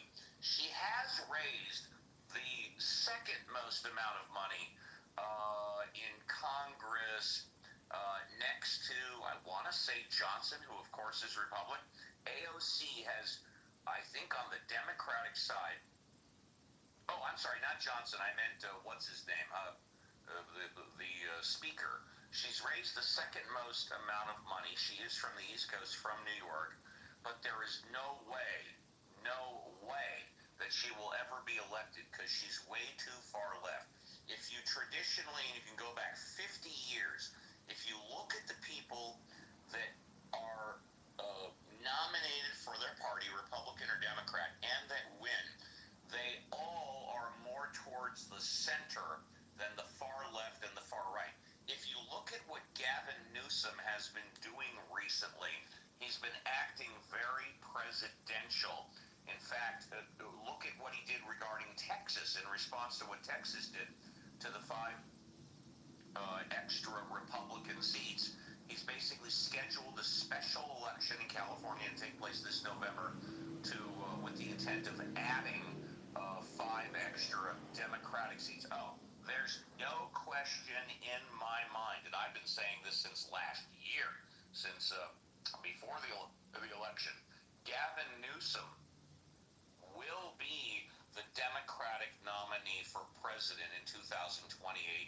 No question about it. Okay. Can I calmly answer quickly? Yeah, I'll stay on mute. Go ahead. I was gonna answer. No, wait. Let me just. I want you to answer too. Please answer it after me. I'll just be very quick. Well, in that case, I'm coming off mute, baby. No, this will be great. No, we can get into all the yelling matches. Don't worry. Okay, so Love Gavin this. Newsom claimed that California came up with what was it, a $97 billion economic surplus, and very quickly, anybody that dug into it turns out that he actually created a $127 billion deficit for California. So he's not making California better. He's actually creating more of a deficit. And he lied about it. So there's that. I know that, the general public, they don't care about that, whatever. But this guy has a history of lying, and he's lied so much. And any Republican candidate is going to call him out on his lies. And this is the thing, is that the whole idea of change that Obama wanted to create back in 2008 backfired on the Democrats, because what the change ended up being was Donald Trump. And I think that Donald Trump is a beta program, okay?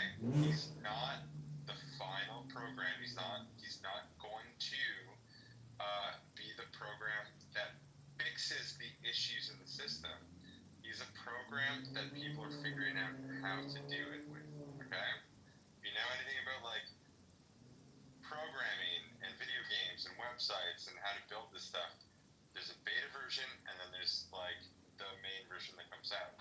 I think that Trump is literally the beta version, rough around the edges, and I think that they're refining it to literally get rid of this entire.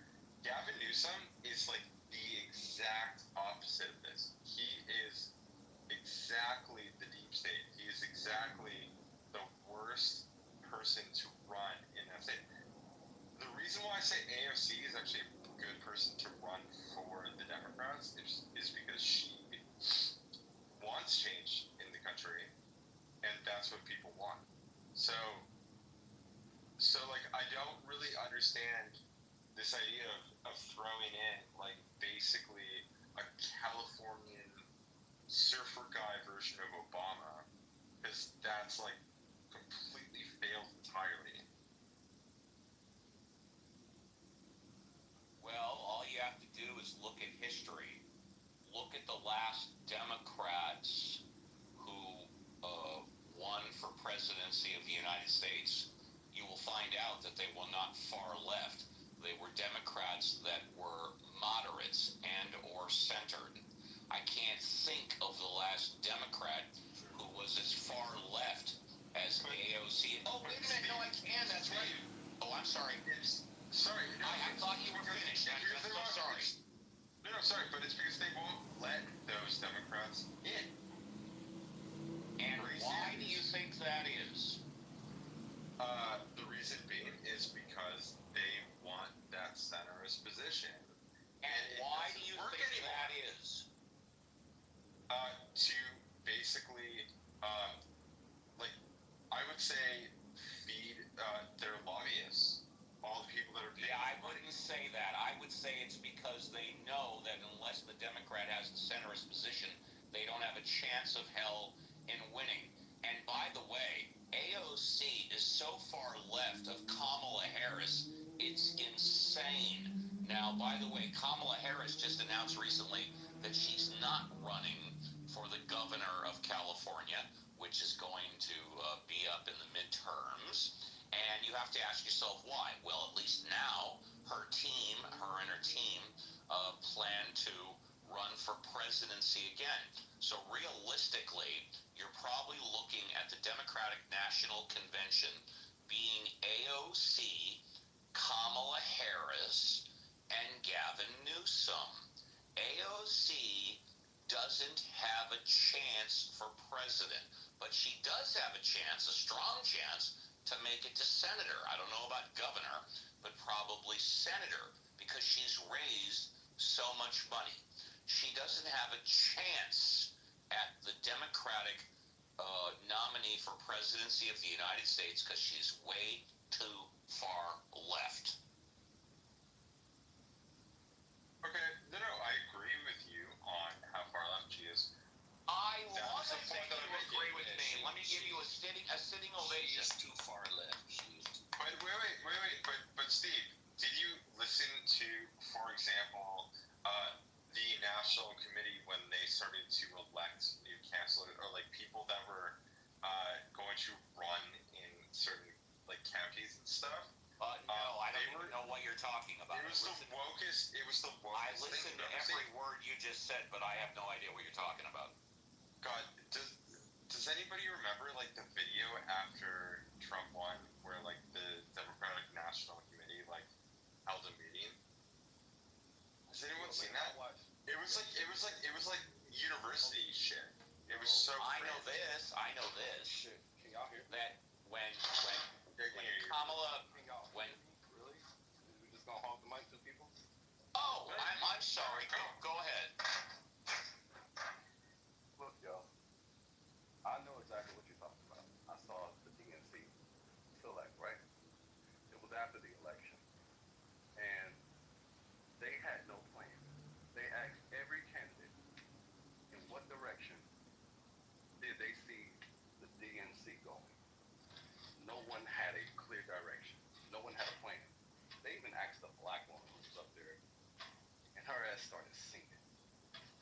That shit was comical, and it was embarrassing. Because they know that, hey, they've lost the people. They have no policies whatsoever, right? They don't even have a clear leader of the party at this point. Like, what are we saying, right? Now, look. And I hope I articulate this in a way that people get it. The reason why they lost this last election, it is because they did this shit to themselves. It was 16 years in the making. The Democrats did this to themselves. They did not invest the time or money in making a quality candidate, grooming a quality candidate. They have no one in the party that is a quality candidate whatsoever for president. And I can outline how, why I say that. For 8 years, Obama, they sat back on their laurels, and they did not groom a candidate because the heir apparent was supposed to have been Hillary Clinton. But a black swan event happened. Donald Trump came to escalator in 2015. Holy shit. You look at the polls, they said she had a 92% chance of winning. She didn't. He upset the apple cart. So for the first 4 years, they spent more time investigating than legislating and grooming a fucking candidate. So his first 4 years go by, that is 12 years that they wasted, right? In 2020, if you look at the Democrat primary, they had over 26 candidates. Candidates in the fucking field trying to vie for the nomination, and no one panned out. Everyone kept dropping out. Kamala Harris did not even get a delegate, not a single delegate vote, not one. And she was torched by Tulsi Gabbard, right? Democrats said, oh shit, we're in trouble. They had to bring out old decrepit ass Joe Biden. Because one thing about America, we love nostalgia. If you look at his campaign, Joe Biden never ran on his record. He didn't have a record to run on. He ran on Obama's record. And one thing about our stupid ass goddamn people in America, we love nostalgia. So they figured, oh shit, we know who Joe Biden is. He was Obama's VP. So if we get Joe Biden, we'll get the Obama days back. People were actually thinking that shit, right? So they shoehorned his ass in there. And lo and behold, picked Kamala Harris for VP. She was only picked because she was an insurance policy. That's all it was. She was not qualified for a fucking thing. No one liked her. She was highly unpopular. They had to Plus, edit her fucking interview. Hold on. Don't interrupt. Can people for a second? She was highly unliked. And to pick a person as your VP who called your ass a fucking segregationist on stage and an interview and called your ass a sexual predator? Whoa, that can't be good. This is why Jill Biden hated her. Because she called out her husband, right? But hey, I have to virtue signal. I have to play the identity politics. Let me pick a black woman. Joe Biden has said he was going to pick black women for key positions. If you elect me, I will send one to the Supreme Court. He did that. If you elect me, I will put a black woman as a vice president. He did that. It was all identity politics. Now, here's where the real conundrum falls into. He could not make it across the goddamn finish line in his first his first 4 years. That debate, that dreadful, that awful debate that will go down in fucking history, in political history, he melted in real fucking time. Oh shit. At the fucking, the spin room, I don't know if you guys watched the spin room after the debate, but on MSNBC, one of the correspondents said, hey, I've been talking with top Democrat leadership, and they are having conversations about suggesting holding an open primary. No, an open convention. I'm sorry. An open convention to look for a quality candidate. They didn't mention shit about Kamala Harris. But they had a problem. Identity politics. If you look at the people who was trying to get into the field, it was Gavin Newsom, Kathy Hochul, Gretchen Whitmer, and John Shapiro, which was the top 3 Democrats people had in mind. But they couldn't do that. Why? Because they had a race issue. Imagine how that would have looked if they had an open convention and picked a white candidate over who was supposed to be the heir apparent, a black woman as a VP. They would have lost a lot of people on that move alone. So they couldn't do it. Holy shit. Let's just nominate her ass, which nobody voted for her, by the way. She became the fucking candidate with no vote. Threat to democracy? It seems like you didn't give your goddamn own people a choice to vote for their own fucking candidate. You just forced her in that position. And after being up over $1 billion fucking dollars, you still wind up 20 million in the fucking hole. You ran a bad campaign, Kamala. So now, guess what? Those 4 years of Joe Biden, they wasted another 4 years on grooming a quality candidate. So that's 16 years that the Democrats sat on their fucking ass and didn't groom a quality candidate for the likes of a Donald Trump. Well, back up. Had they not shoot in Joe Biden, guess what? The Democrats would not have to deal with Donald Trump now because he would have served 8 years and would have been off into the fucking sunset by now. There would not have been a fucking Donald Trump candidacy in 2024 had they just let him win in 2020 and not stole this shit. We all know that shit was fucking stolen. So if they had let him run in for 8 years, they would not have to contend with a goddamn Donald Trump right now. And we would not be having this conversation of who is a good candidate for the Democrats to run in 2028 against J.D. Vance. J.D. Vance wouldn't even be a thing right now. So the Democrats did this shit to themselves. They have nobody in the fucking field. They don't have a bench. They never had a bench. And it's going to be 20 years that the Democrats do not have a fucking person, a qualified person on their bench to run for president.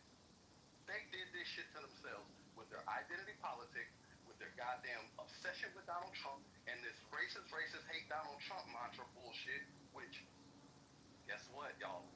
Everybody who ran against Donald Trump had one thing in common. Hate him, hate him, hate him. Don't look at my politics. I don't have any politics. Just hate Donald Trump.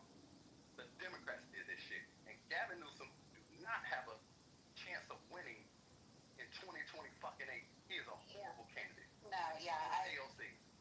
I agree. Gavin Newsom and AOC are both far too radical to be a successful candidate. Y'all need to look at people like Josh Shapiro. Some people who lean a little more centrist. Um,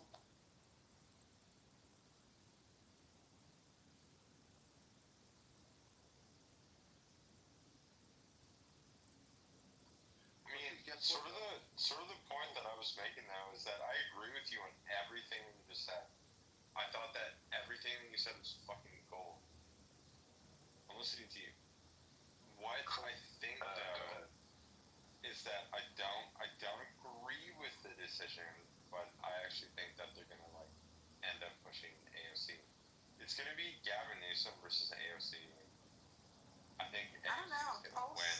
Polls seem to place Josh Shapiro as a pretty strong contender, even over Gavin Newsom right now, and I think he's the smarter route for the Democrats to go. Josh Shapiro doesn't have a chance because he's Jewish. Also, I agree with everything the gentleman said, except that Kamala Harris is not qualified. She's clearly qualified. She was Attorney General of San Francisco. She was District Attorney of San Francisco. She was Senator for California. She was Vice President, 20 plus years in governmental office. Clearly qualified. However, and I want to say this, and I'll take 60 more seconds, and then I will be quiet. Her acceptance speech at the Democratic National Primary, accepting it, was amazing. The first debate with Donald Trump, she was amazing. She laid out landmines. Donald Trump stepped into them, blew him up. And from the first debate, she went downhill. Why do you think Donald Trump refused to debate her again? He was destroyed. The problem with Kamala Harris and the Democratic Party, since the Trump debate, she emphasized far-left Democratic issues rather than emphasizing the moderate middle Democratic issues. She didn't need to attract the socialists or the people on the far left. She already had them in pocket. She needed to attract some of the Republicans that were not happy with Donald Trump and the moderate Democrats who were thinking of voting for Donald Trump. Instead, she emphasized the far left, and that's why she lost, in my humble opinion.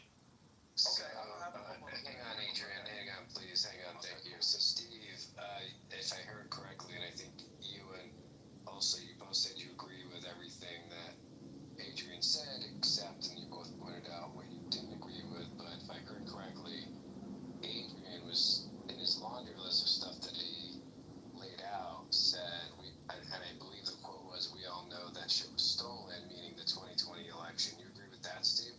No, I don't agree the election was stolen. No. Okay. Ewan, you agree the election was stolen? Yeah. Okay, there you go. Yeah, thanks, Adrian. Okay. Go ahead. I'm glad that you said you brought up Josh Shapiro, right? Well, first let me say something to what you just said about Kamala Harris. I brought up he was stupid and therefore he can't win. Yes. Yeah, right. And you said something else about Kamala, how she was qualified and stuff. Absolutely, yes. Okay. In that debate, did she come out on top? Yeah, some will say that she came out on top. Was Donald Trump running from a second debate with her? No. Actually, he challenged her to a debate. He actually challenged her to a debate on a platform of his choosing. She was the one that was dodging him because she felt so confident after that first debate. She went out taunting him, right? Saying Donald Trump was scared. But Donald Trump was like, I'm not scared. Matter of fact, let's have another debate. Let's have it at Fox News. With Fox News moderators. Because the first debate was with who? ABC moderators, right? Right. Okay, cool. Donald Trump said, hey, let's do it over here in my arena. She didn't want to do it, so she ducked it. Right? So he didn't run from her. She ducked him. Second thing, Josh Shapiro. If you look at the ticket of her and Tim Walz, Kamala Harris did the exact same thing that Hillary Clinton did. She picked a no-name, unassuming, mediocre, old white guy named Tim that no one really knew shit about. Right?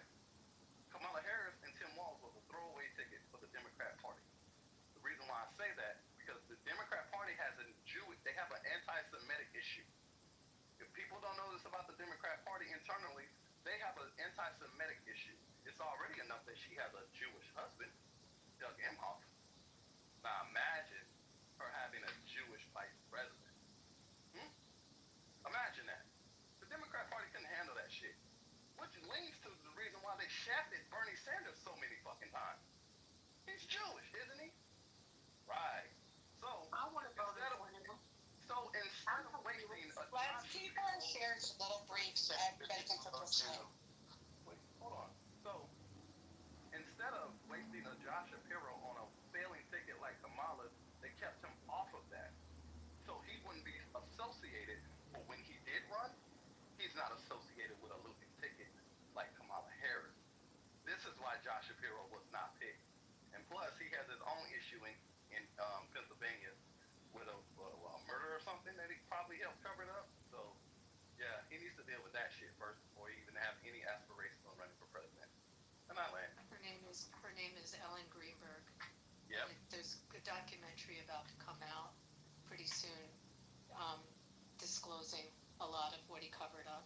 And yeah, he's lost a lot of support in Pennsylvania by his donors and his community for a number of things.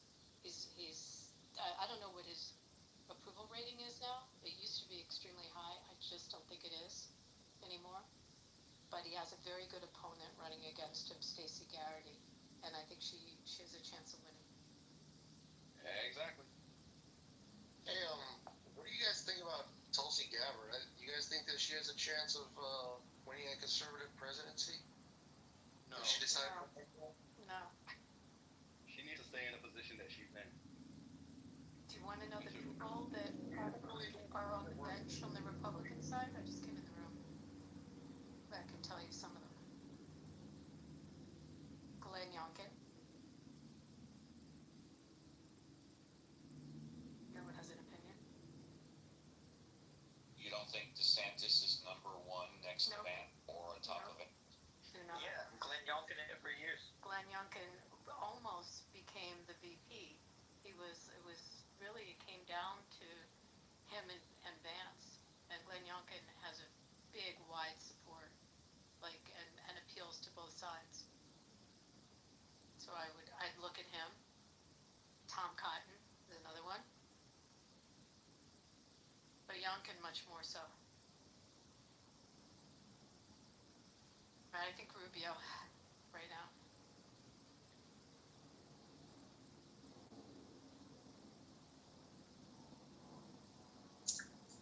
Honestly, I don't know of anybody that I would vote for. I sure don't want Trump. What's wrong with Rubio? He's brilliant. He's completely qualified and absolutely brilliant. And everybody in government likes him, I think, in government, Yeah. right, Abby? Right? Didn't he got approved? What was it? 99 votes? 99 out of 100 votes, and that one extra vote was an abstention. They didn't vote. He didn't get a single no vote. Right, because Steve, wasn't he in, what was it called? The Gang of Six? I can't remember what it was called. The Gang I don't of remember. The group of bipartisan that wanted to put in immigration legislation. He was pushing for it. I love Rubio. I really Sure do. it wasn't a Gang of Eight or something like that? I think so. I feel like Gang of Eight might have been it. Someone can Google. It was a while back, and there was a bipartisan senators. By the way, something Yeah, Rubio and Vance have in common, they both grew up poor. Dead poor, both of them. Rubio's mother was a chambermaid here in Vegas. He grew up for a period of his life here. Now, you know what's funny about that? Is that at the DNC, I don't know if people watch the DNC, but I watched all 4 days of the DNC. Critical down, motherfucker. And they did not know how to read a room. 3 points that they did that really, like self-owned.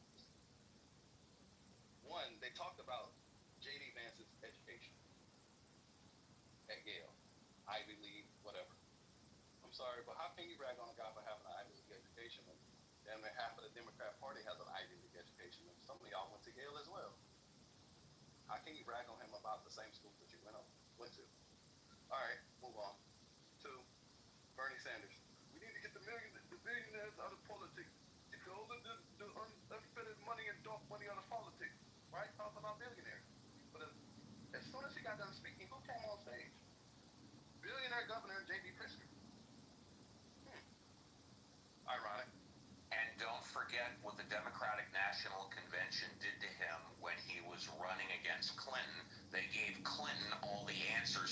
questions in advance. Right. Donald Brazil. Right? So, and another thing, talked about Donald Trump being a sexual predator, sexual deviant, and all of that shit. Right after saying that, who did they bring out on stage? Clinton. Bill fucking Clinton. Like, what are we? Are they not that self-aware, or what? What are we? It's comical, man. I'm sorry. The Democrat Party is a lost cause at this point. No one wants to step up and be a leader of the Democrat Party right now. It's been what, 8 months, 9, 10 months, right, since the election. Who was the leader of the Democrat Party? It's gotten so bad to the point where they had even pitched the idea to AOC that she should primary Schumer.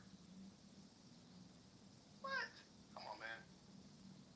The Democrat Party is a lost cause at this point. Well, you could argue Hakeem Jeffries, right? Hakeem Jeffries don't want to step up and take the No, I'm saying who the leader is. I'm not saying run for president. I'm saying who the leader is. You could argue Hakeem Jeffries. No? He's not. Oh, No. okay. All right. Because how do you let Cory Booker outshine you doing that goddamn bullshit filibuster? I really think he outshined Hakeem. Hakeem is much more. He's much more of a gentleman. He's a Tino Obama that don't want to take the mantle. He wanted it to be given to him with little effort. He needs to show that, hey, he can take the goddamn helm. And he's not showing that, because if you look at the Democrat Party and what it consists of, it is a bunch of angry women and effeminate men. Name one masculine man in the Democrat Party. I'll wait. Gavin Newsom? No? No. Okay. All right. Define masculine. Doesn't use hairspray. Abby. There goes Trump. Your boy Trump is definitely out of there. That's for highlighter the entire campaign.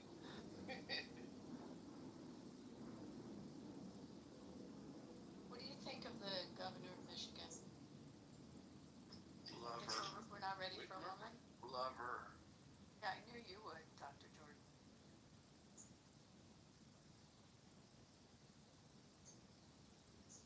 Sorry, I haven't heard much about her. Well, actually, she gets along with Trump. She's pretty cordial, and she sees beyond. Polls, like that. I forget what the name of that site is that we went on the elections. I wonder if we could go in on futures now on presidential candidates. Oh, I live in Michigan, in Whitmer's. She's awful. Like, if you saw what she did during the pandemic, she put sick people in nursing homes. So essentially, you're voting and supporting someone who believes innocent people should die. Same thing with Nuisance, Gavin Nuisance, Bill Murphy, and Andy Cuomo. Like, I think that those people should just be removed from society. Oh yeah, Cuomo put the old age people back in the nursing homes and then lied about the numbers. Yeah. And it's unfortunate because, I mean, maybe you guys will disagree with me, but the way he handled those daily press conferences up until that scandal was pretty impressive. I mean, maybe you guys don't think much of it, but I thought it showed a sense of discipline and a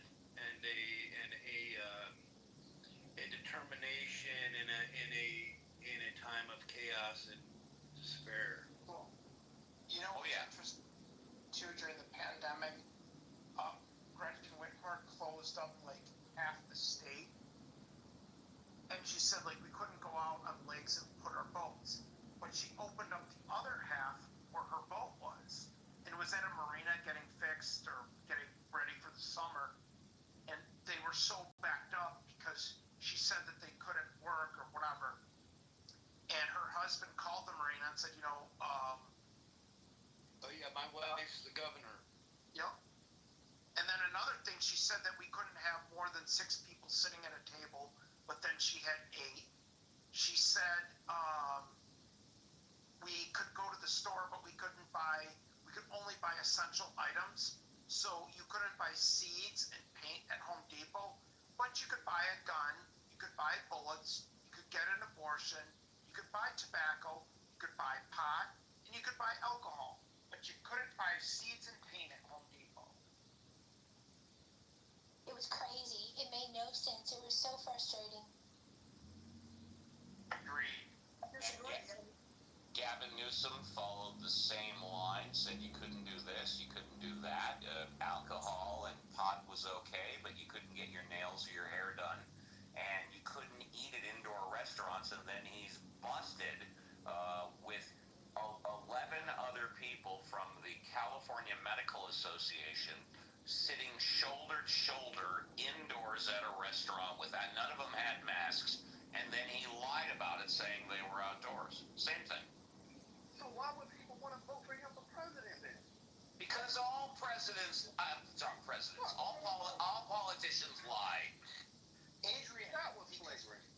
People are programmed sheep.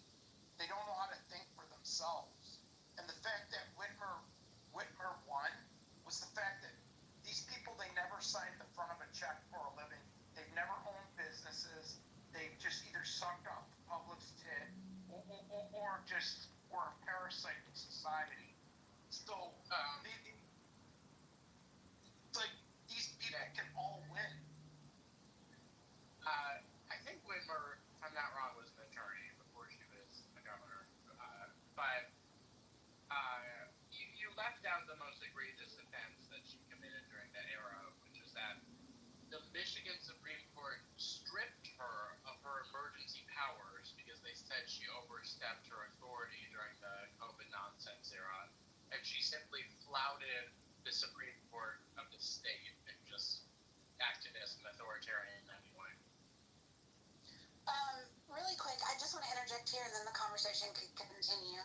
I've tried really hard to, Steve, I'm going to moderate you too. I've tried really hard to kind of level the moderation deck equally so that hopefully we can continue to just have productive conversation.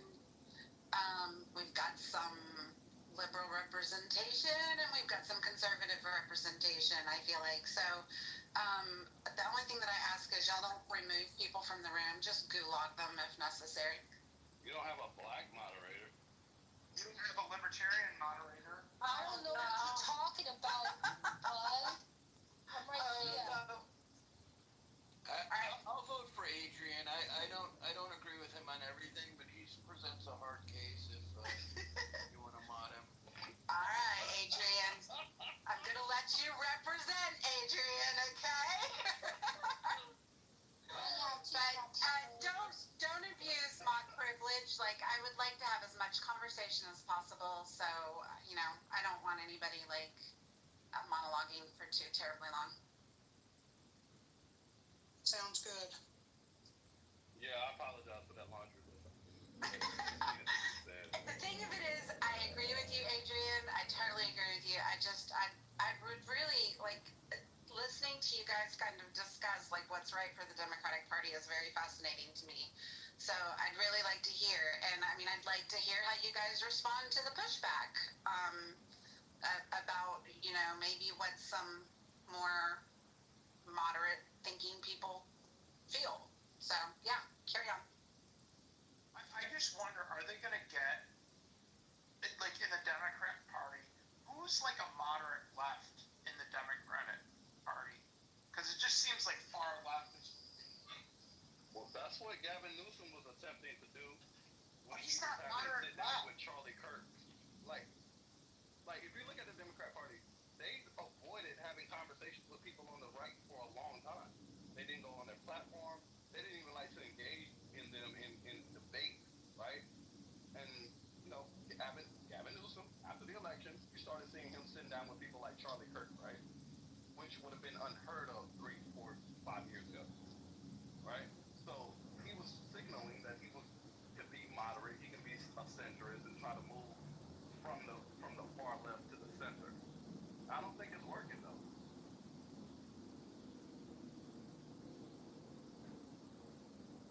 Well, Gavin Newsom, when he wasn't even running for president, entered a debate with Ron DeSantis, who was running for president. I don't remember the last time ever, Abby, Has any non-presidential candidate debated a presidential candidate? I don't think that's ever happened before.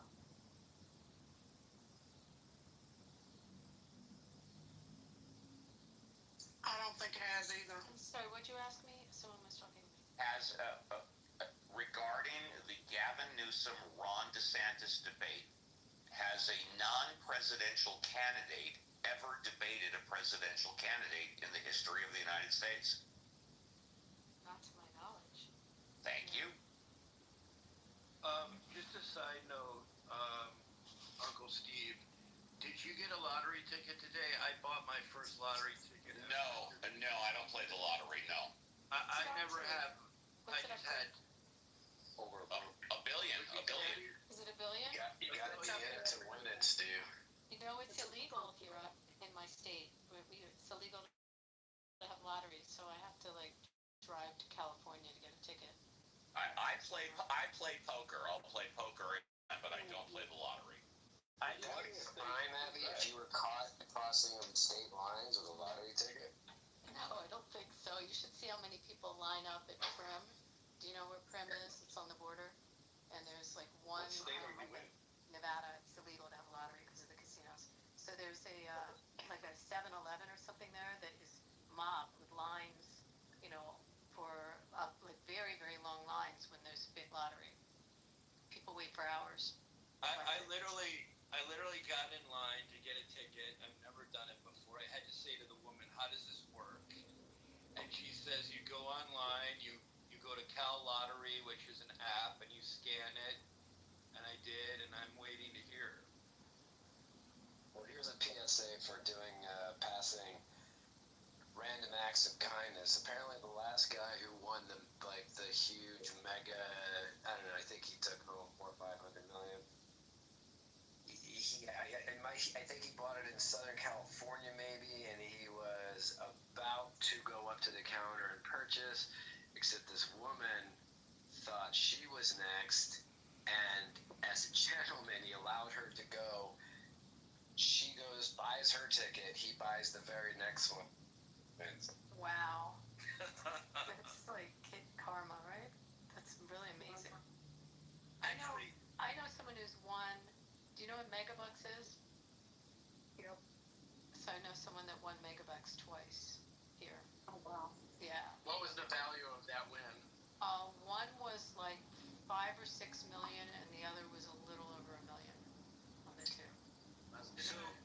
So one news story covering the lottery today said, it's one of the biggest misnomers, or they were trying to debunk myths, was that people who win the lottery often lose all their money and,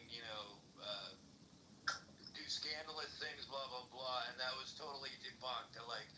They're living the dream. I mean, yeah, there is a myth that all of them do, but there are a good handful. There's documentaries about it of these people who, they're not winning 500 million, but they blow. You'd be surprised how easily you can blow 10, 20 million. Oh, sure, no doubt. Yeah. I just thought it was funny that they covered the story this way. It's just not the majority, and that's the popular myth.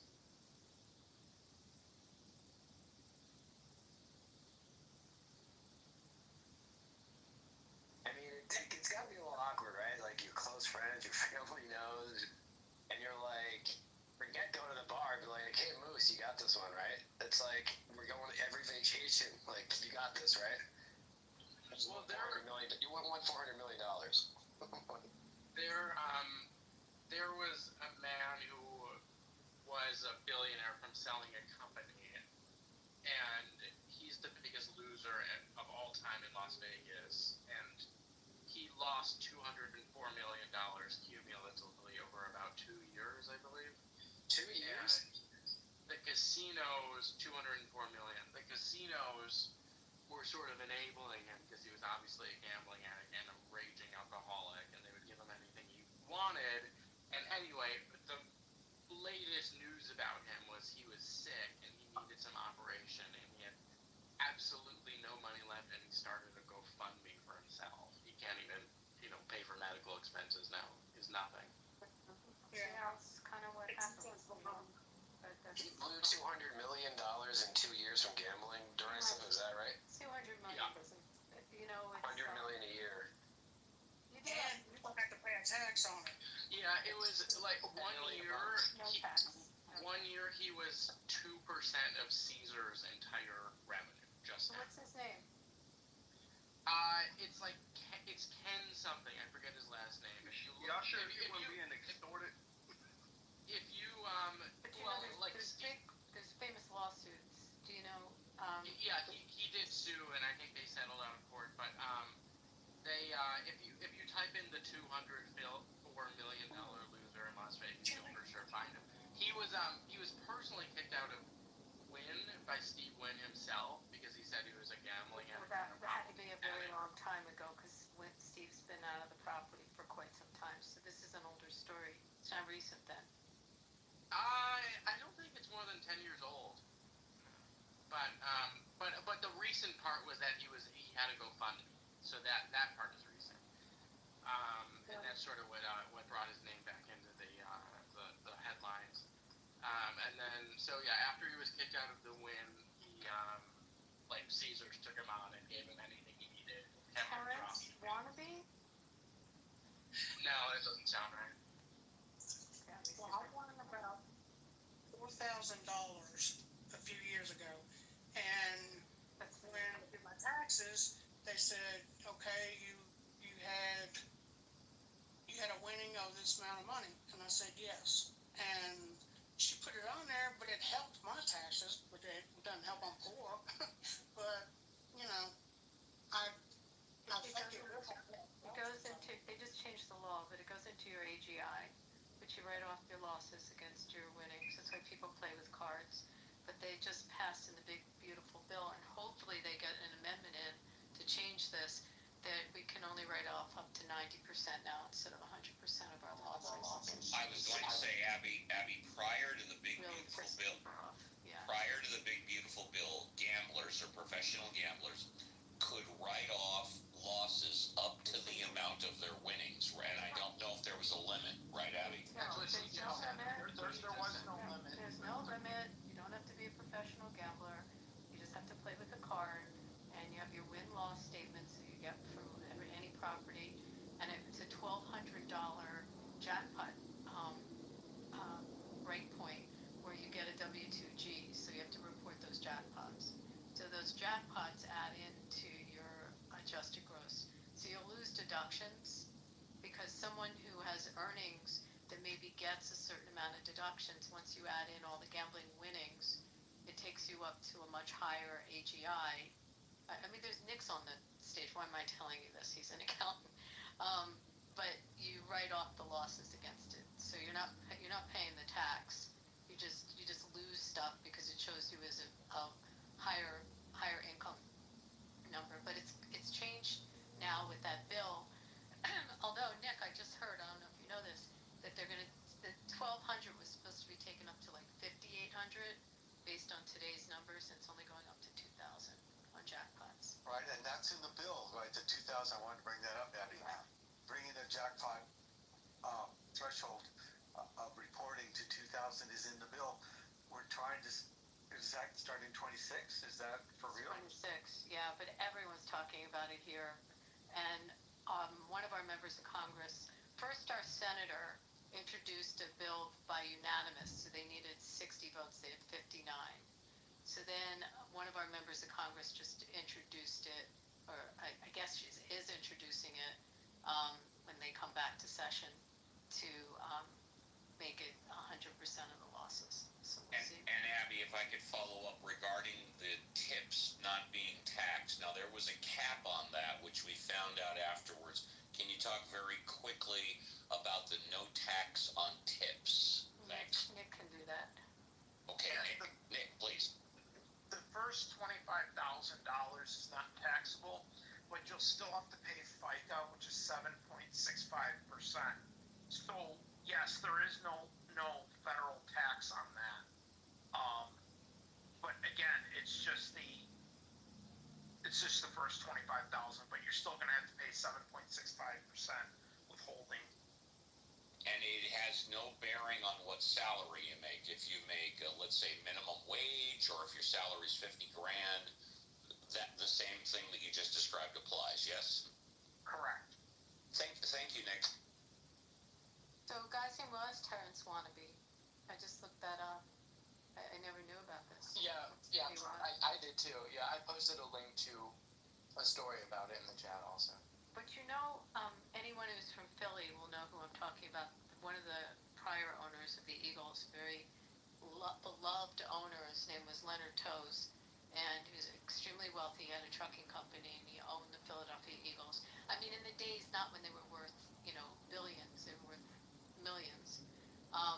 And he had a horrible gambling problem, and went to Atlantic City all the time, and drank heavily. So he sued, trying to recover a lot, claiming that they plied him with alcohol, that he lost his judgment, but he did not win those cases. Yeah, it's hard to prove that, Abby. It's just like saying like McDonald's made you fat. Well, I mean, they can't. They didn't force it on you. There's a reason liquor is free in Vegas, Right. and it makes you stupid. Come on. It makes you a looser gambler and less inhibited. And it's freedom of choice, that's fine.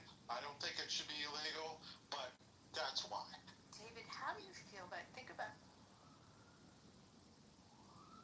Abby, you dropped out. You just said think about, and then you dropped out, Abby. pot is totally legal here. We have all the dispensaries Abby, all you over. cut out. You got to repeat the first part there. Abby, you said how do you feel, and then there was about a 30-second gap, and then you said pot. Then you said pot. Pot is totally legal here. How do you feel about if these dispensaries, if you end up giving out free pot in the casinos as well as booze? I don't agree with that either. And I don't want to take away people's free will, but it inhibits your thought process. I'm a gambler, you know that, Abby. I'm not against the gambling industry. I think people should be able to enjoy that if that's what they want to do. But I don't drink when I gamble, okay? And there's a reason. If other people want to, that's fine. But you can't tell me that people are making the same decisions when they're drinking as when they're not. No, I agree. Can I take this moment to just do a public service announcement about something? There's a series, it's on Paramount, for those that can stream Paramount, called 11 Minutes. I'm going to put it in the chat.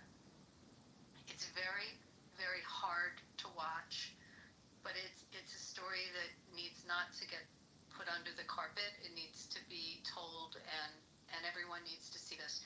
It's the story of the horrible mass shooting that we had here in Vegas, and it's over 800 people were wounded and shot, and 58 people died that day. And the footage, I live here and lived through it and never knew that they had the footage that they have, but they basically have footage of all of these rounds of shots as this guy was shooting at everyone. It's a Mirage Hotel, yes, Abby? No, this was in Mandalay Bay. He was shooting. I'm sorry, Mandalay Bay, sorry. And it's 4 episodes in this series, and it just came out. The first episode and a half is the actual shooting and watching people get shot. It's very hard, but it's also just surrealistic when you hear all the shooting.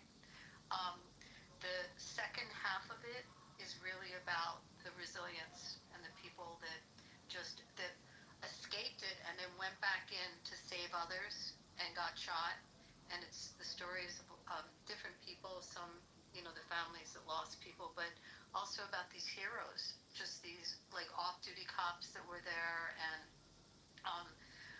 I get choked up talking about it. It's just pretty incredible. They only showed one of the hospitals that they took everyone to, and there was, I knew that night. I had a friend that was at my house that's a surgeon. We saw him leave my house at a little after 10, and we didn't hear from him till 7 o'clock the next evening when he came up for air from the OR. And it's just stories of how the whole thing unfolded, and then the investigation afterwards. Hey, Abby, does it pretty incredible. Does it show him?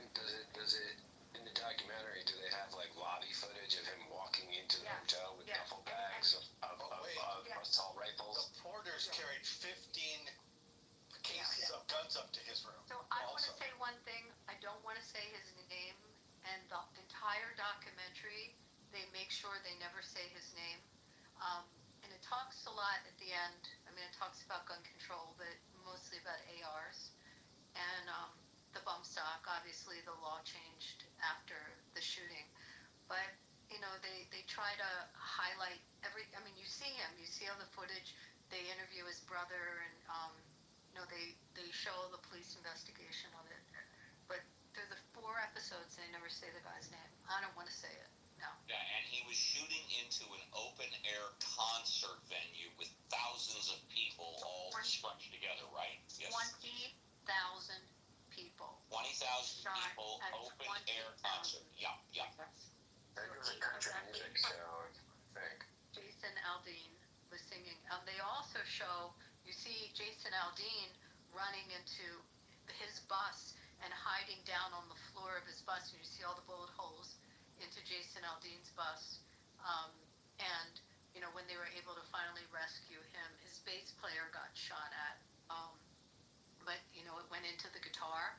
I mean, there's just crazy. It's just an insane, horrendous event, and I can't tell you how important it is to see this series. But you're not going to believe all the footage that they have. And what is it called again, Abby? What is it called? 11 minutes. 11 minutes. I'll put it. Thank you, Abby. 11 minutes. Thank you. Sorry, I didn't mean to bring everyone down. No, but I just forgot how many. 58 people. I think that's the biggest mass shooting in history, right? It is. It's the biggest mass shooting. I mean, in our country. People. That's 58 families destroyed forever. Well, not only the 800 people, getting shot, losing an eye, a limb. They show this one woman was a breast cancer survivor, and they shot up her face and her jaw, and was just hanging off of her face, her jaw. And one of the things that happened is these people all met up with the people that saved their lives. So there was just another woman at the concert that had EMT training, and a whole bunch of them went over to the Tropicana Hotel. They went into the different hotels and the lobbies to try to find a safe place, and just how some of them were saved. People carried other people out, and so then you see them finding the people that saved their lives. But there were so many people that have disabilities now as a result of it. And then MGM settled out. It was over $800 million that they paid out to the families and to the survivors. It's pretty incredible, but it just can't be forgotten. And when you see the amount of guns that this guy had, so our laws changed after that, in terms of what you can bring into a casino, and no one was ever going to be going up with that many suitcases. But they check now. I mean, it changed. Also, there were no exits. People couldn't get out. There were fences everywhere. They were trying to make it hard for people to sneak in, so they built incredible fencing around this venue, and then people couldn't get out when the shooting happened. It was really bad. I can't stay at the Mandalay Bay since that. Yeah, well, that room is not a room anymore.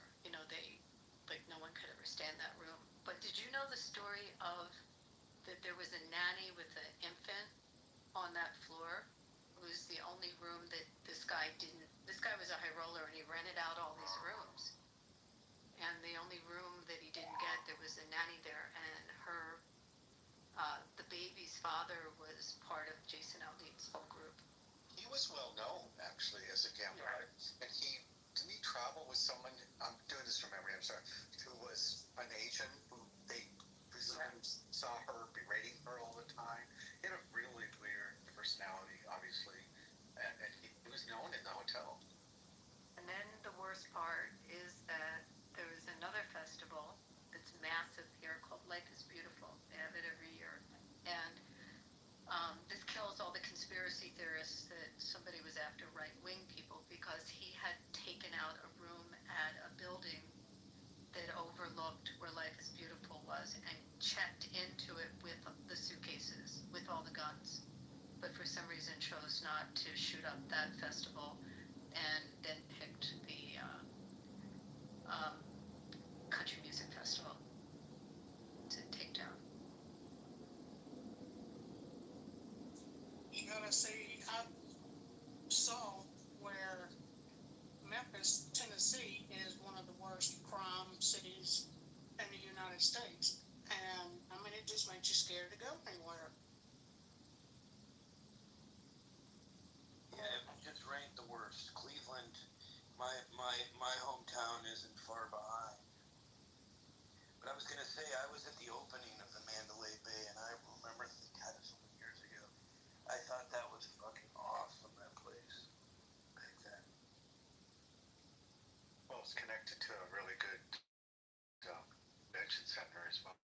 And the Four Seasons, but it suffered to the shooting. People were afraid to stay there. Nobody wanted to be near it, and so it's come back, but it suffered for quite some time. Did the Four Seasons have 4 floors or a certain section of the Mandalay Bay? Like, I have a friend who It's a separate building. Okay. Yeah, she stays there when she's in town. Her husband owns bars down there. I put the trailer in the chat for this. I'm sorry, I didn't mean to bring everyone down, but just watched it when you talk about casinos, like, it popped in my head.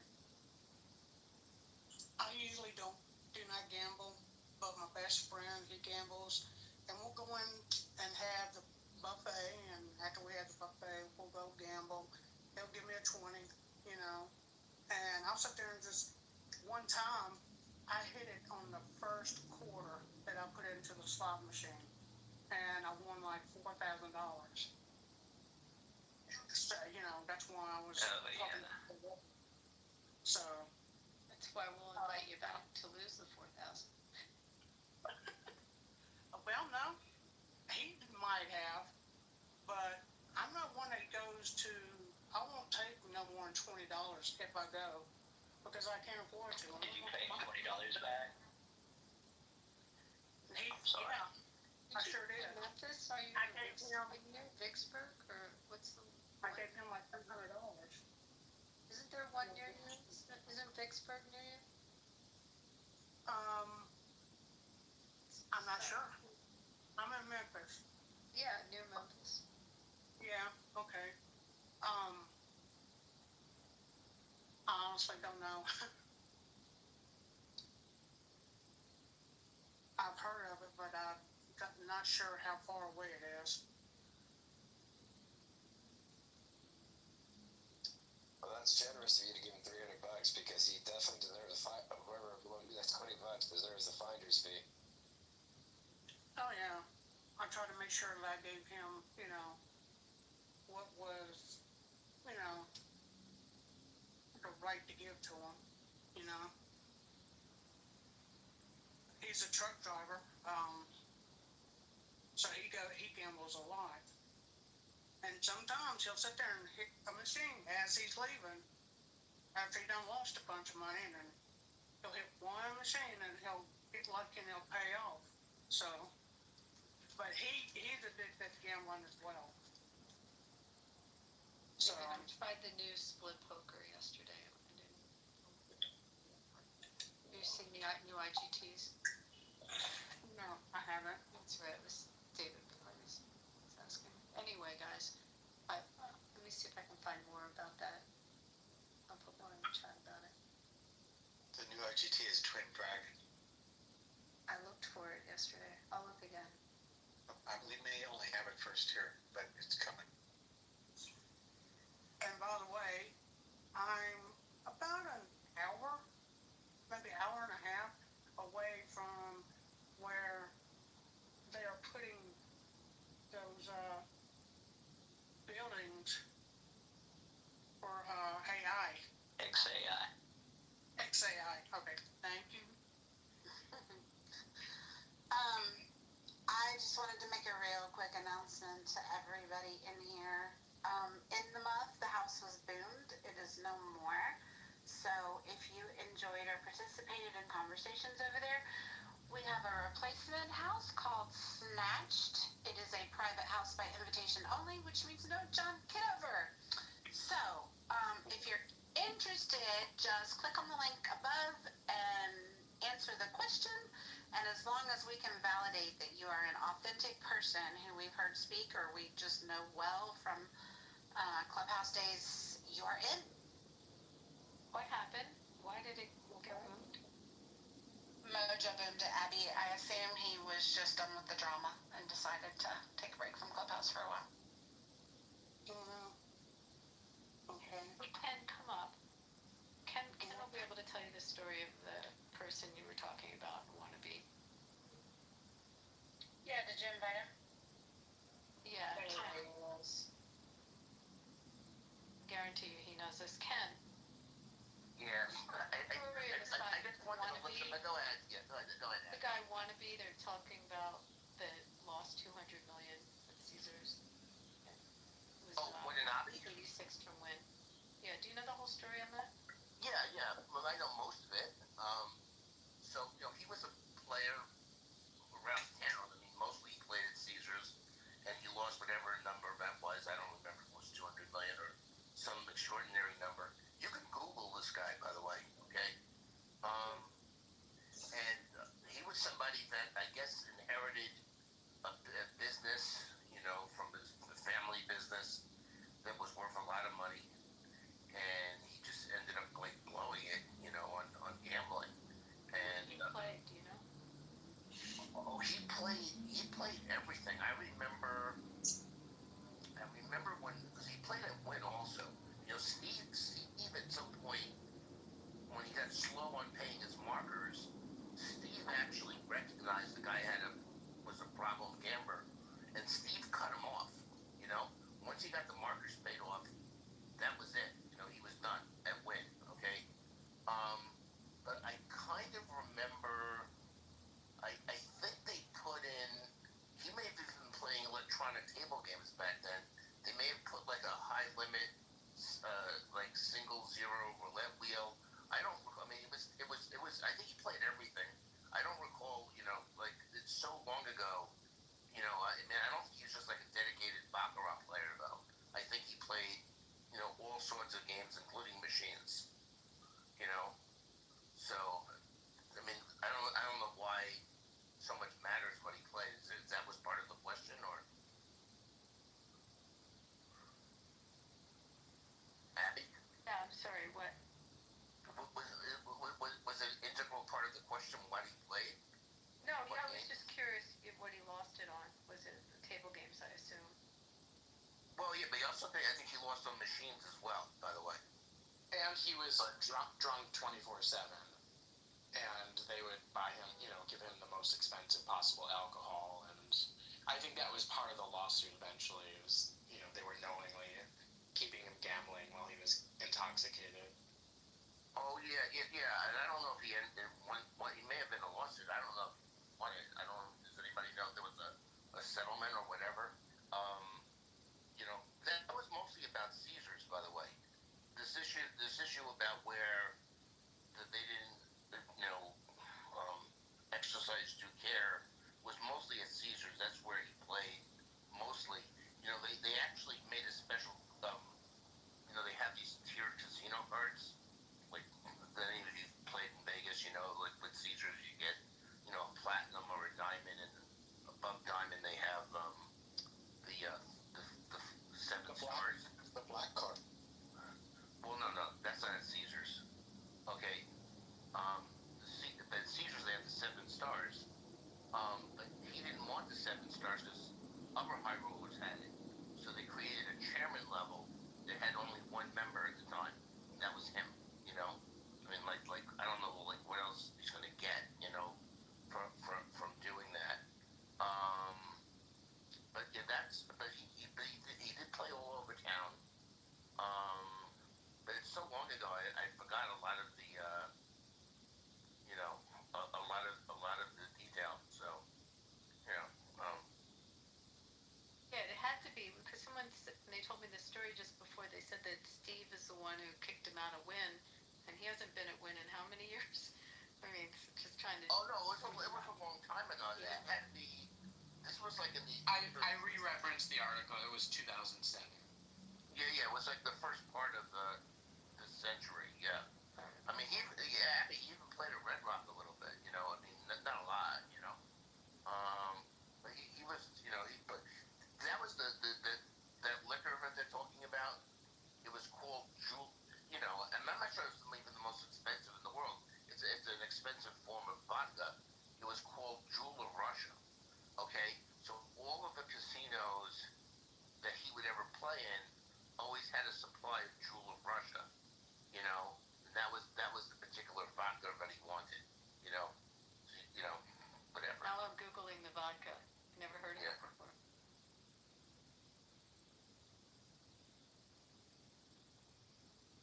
But he may have asked for that, right? I mean, I go to a Native American casino, most of our larger ones in Washington, and I see high-end tequila brands that I've never seen before. I asked the bartender, they said, well, we have a high roller, and he asked us to stock this.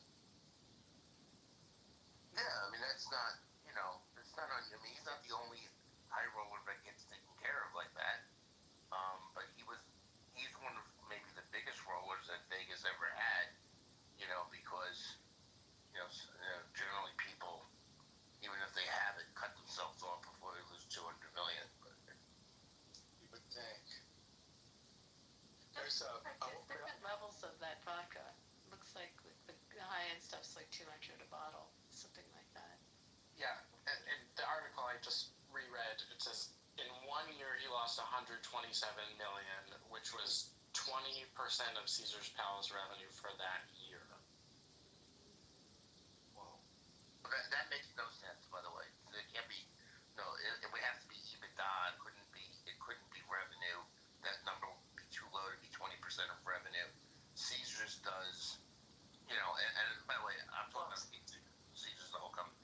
Yeah, I think it meant just the one casino, not the whole company. Even the whole casino. I mean, that casino has to do over. I mean, they do over in revenue. There's over $1 billion, easily over $1 billion in revenue. Because it's not just gaming. There's hotels. There's Celine Dion. There's I mean, no.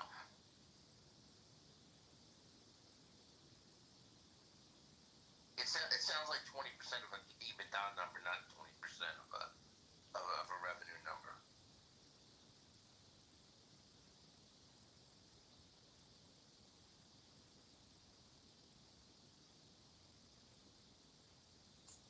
Well, I never get to go blow money like that, so okay, I don't get into it. I was put on disability about 2008. No, 19. I'm sorry, 2019. And I promise. Oh, go ahead. Sorry, Brad. That's okay, love. I just say I'm on disability, and trust me, it's not a lot. I promise this is the last time I'm gonna spam it, because I'm gonna go on mute and work on painting for a little while. But some of you regulars for In the Muff that are down in the goo, if you click on the link and join the house above, it's a replacement house. It is private by invitation only, so there will be no John Kitover in those rooms. You're welcome to join as long as we know you as regulars. Poor John, he's really sad. We're putting him out of work this week. Oh, what else will he record without us? Right. Serendipity, I was going to ask, and if it's confidential, please say it's confidential, but is the reason why the replacement, the snatch is happening is because of John Kitover only, or are there other reasons? No. I didn't think so, yeah. Yeah, no, and it's, no disrespect to John, but enough people have expressed a distaste for the room streaming, and really the only way to circumvent that is to do a private house. So, yeah, it's not meant to be an exclusive house. Yeah. There will probably be people in there that you love and hate, but it essentially meant to bypass the streaming. Right, which is why earlier, about an hour ago, he called it the Uncle Steve room, which he was close. He was close enough, but, of course the Anons can come in and stream it anytime they want, so. Right. And like I said, regular listeners will be added without needing to confirm who you are, because I know a lot of you, like LSL and Elizabeth down there, Weavy, and Yoav, William Wallace, of course, and Michelle. But if we don't know who you are, someone will need to vouch for you to get in. And like I said, it's not about exclusivity. It's just Mr. Kitover is very creative with his accounts and his personalities. So we do want to at least verify that you are just a legit listener. And serendipity, well, one more thing, because I have to ask, since I came in this like an hour and a half ago. From a slang point of view, the words muff, as in the muff, and snatch, in the snatch, they are somewhat related. Is that just a coincidence? Snatched is on fleek, Steve. It means perfect, okay? Oh, well, that's not the way I was raised, but I'm glad I know that now. So, it also is a movie with Goldie Hawn and Amy Schumer. That's Monica's story. It's the movie. Okay? Yeah. It is snatched with an ED. Monica, I'm sorry, not Monica, please forgive me. Serendipity, I didn't see the ED. I have bad eyesight. Now I get it. It's not snatch, but it's snatched. Got it. Correct. We're ladies in this joint, okay? Yes, we listen and put in when possible.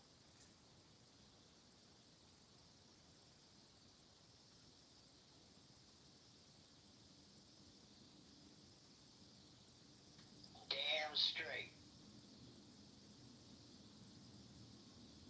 Did Roger get kicked off the app again? He's not in the room for a while. Anybody know? No, I think he left.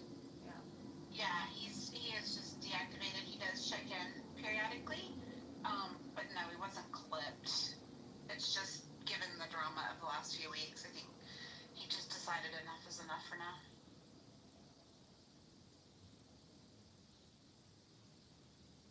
Well, I hope his situation gets the attention it needs.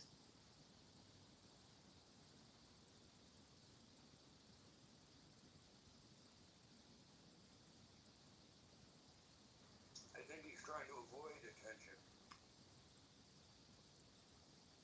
Speaking of attention, Dr. Jordan, anytime you want to come back to Casa de Appel, the front door is open there, babe. Yes, let's hang out. It's been too long. I would love to. Let's talk. I'm happy to do it soon. But I don't know if I have. Did we exchange phone numbers? Or? I have your number, but Call me anytime, babe. Call me anytime. So, who is Mojo on the app then? That is John Kitover in the room right here, Abby. This is a public room. He took Roger. Yeah. Roger was the original Mojo, and then John added a character or two to it, I think, right? Yeah. We are not actually in the house right now. This is a public room because we just wanted to get the link out there, so that we could capture the ones that wanted to continue to participate in the conversations. So he is in this room live streaming as we speak. He's getting his last little fix because he misses us already. So there you have it, folks. And where is this link? I think it needs to personally thank me for not blocking this account along with other ones I've Top of the room, Ken. The house is called Snatched. And yeah, if you click on the link and just request to join, I will admit you. Well, I've done that, and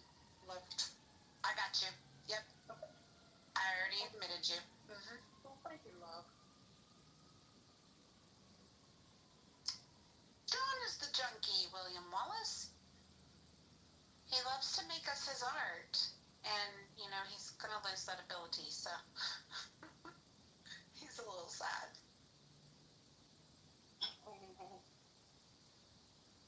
We were chased around one room that we went to, and it was so everybody yelling and this and that, and so we went out that room and we looked for this room. Your room. Yeah, that was chillism. Oh, way to just throw her to the wolves, Myth. I'm just being honest. Well, then There's a reason why people are here. Yeah. Ken, I sent you a message. Just because I said one thing, one of the people, they were in like a really small room and it was echoing real bad, and I just said, dude, it's too loud. And man, they kicked me out, and I was like, okay. And we went and found, he wanted to find yours, and we did.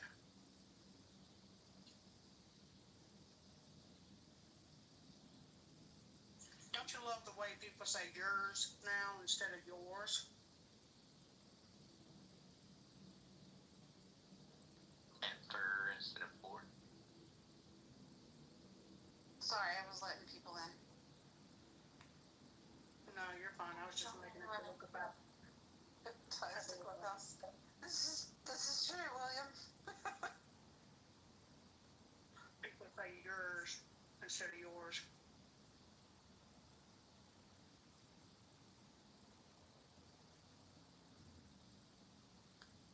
Goodness. Okay. I think we pretty well got the word out. And like I said, we can, if people want to suggest and invite other people, we can certainly do that. It just, tomorrow morning's coffee room will be in the house, so hopefully we'll get to see a lot of familiar faces.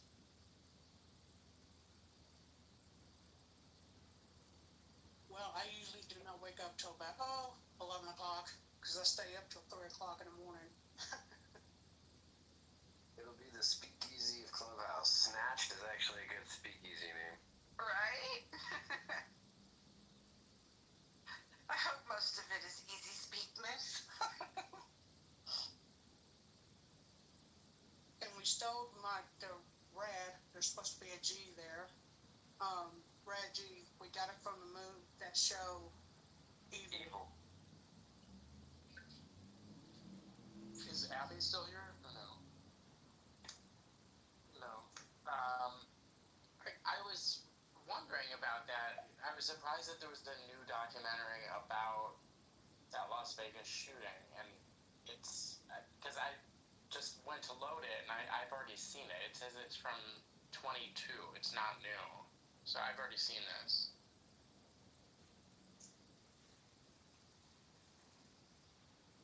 Is it called 11 Minutes or is It's called 11 Minutes, and yeah, I've already seen this, and I'm surprised because this is something that I've thought for a long time has been sort of popularly memory hold, even though technically it was the largest mass shooting in American history, and it is if for the alternate history conspiracy minded people, it is a deep, dark rabbit hole. Like none of what the official stories make sense at all.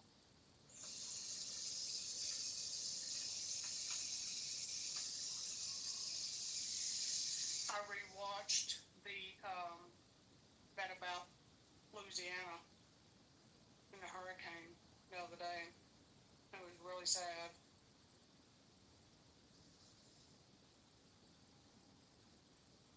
You're talking about Katrina? Yes. They brought out a whole new show about it, not just boring weekend. It's a new production? Yes. What service is it available on? I think it's on Hulu. Oh, okay. I would like to watch that. Thank you. Alright, I'm gonna go paint y'all, but it was great meeting you, Rad. I look forward to talking to you in the house rooms. We love Myth, and If y'all want to keep this room open, you're more than welcome to. And if you don't, y'all can boom it. I don't care. Thanks, everybody. Thank you so much. Bye. Bye. Hey, y'all.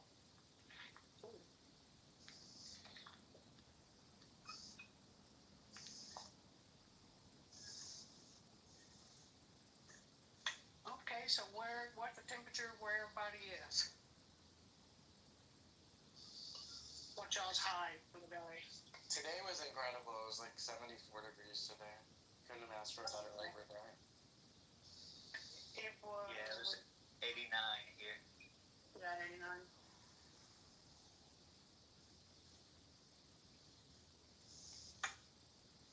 We have not had rain where I live in 3 months. No, it's more than 3 months. This will make 4th.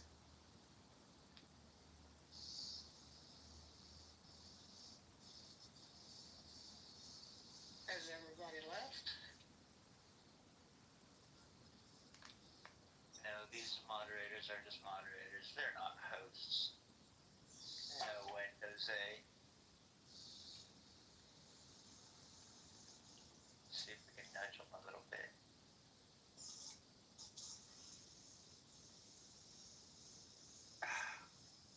Or we could just go somewhere else.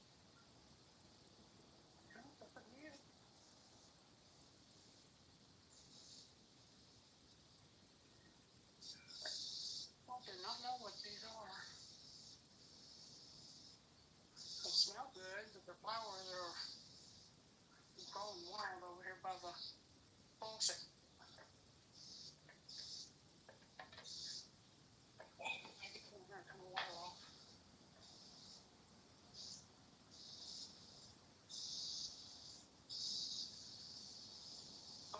And my back is still hurting. So, you know what time that means? Time to smoke. So,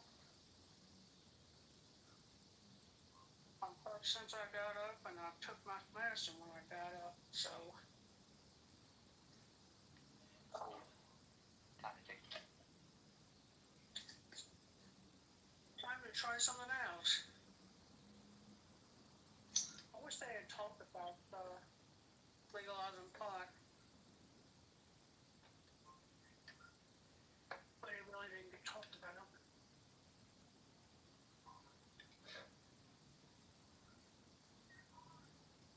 Seeing as it feels like we're the only ones that haven't approved it. Ain't that some shit? Every time I vote, I vote for them to legalize it.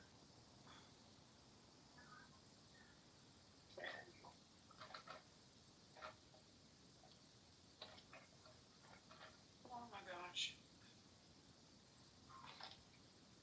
You want to see what's going on over in Chili's and see if they yell at us tonight? Because I don't think the person that yelled at us was typically there. Okay. Alright.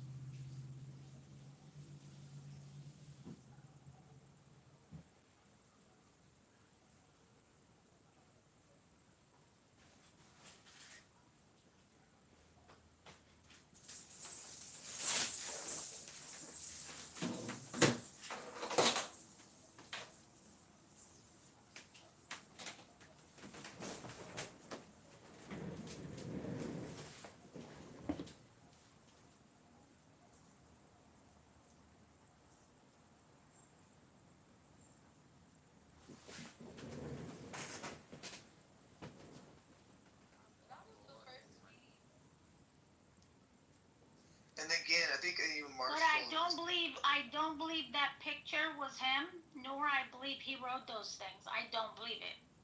So the one that you're thinking, the split picture, right, is probably, you're thinking it's not him, the one where he's Well, it doesn't look like him. Yeah. What picture are you guys referring to? Yeah, it's in the goo there, down there. I gotta find that stuff. Give me a second. That picture, whoever that picture is, unless Trump has gained 80 pounds and somehow no one noticed it, that person has a huge under chin fat, and that's not Trump. Trump looks like shit right now. He has people up his ass. Oh, I'm so happy you're back, See? Don't leave us like that ever again. Yeah, me too. I wanted to know more about it. See, like, what are we doing tomorrow? See, we love debating. See, I love debating. I know I come out very passionate and it sounds like I'm yelling, but please don't ever leave. No, you come across as rude and just like you're just not a lady like that. You come across as rude. I mean, I have to be honest, and that's I apologize. See, just don't leave. Stay. Whatever you do, stay. Did you take your blood pressure meds? I got some marshmallows and graham crackers, and we can tell campfire stories. See, it'll help you feel better. Oh, thank you. I'm all good. I appreciate that. Thank you. I'll give It's you a beautiful day. Don't worry about me. Worry about yourself. No, yeah. Let's keep moving forward. JCS, what we got? Podcasting today. I know what your real name is, but I won't use it. How are you this evening, and what are your thoughts on the title right now, at this point? Don't make me use your real name. I had a couple people tell me earlier today, let him die. I actually had people tell me, I literally had people say that. I'm just saying. I didn't say that, though. I'm just saying. Well, how did you respond to them? I respected what they had to say. I didn't really respond. What do you say? I don't wish anyone to die. Who are you talking to? Are these your friends? This is actually a good, discussion here. Are these your friends that you're talking to, or are they just strangers on the street that you just happen to be talking about Trump? See? They're people that acquaintances that I know. So yes, I know. So yes, that are educated, and yes, I was surprised to hear this, but I didn't respond because I don't want to wish anyone ill will, if you will. Thank you. Was it Patty's room or people in Patty's room?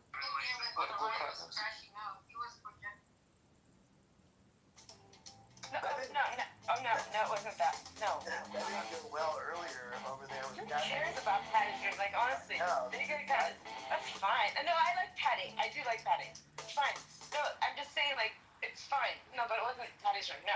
I like Patty's room. I like them, but sometimes people just need to be educated. We all need to be educated. It's not a right or wrong.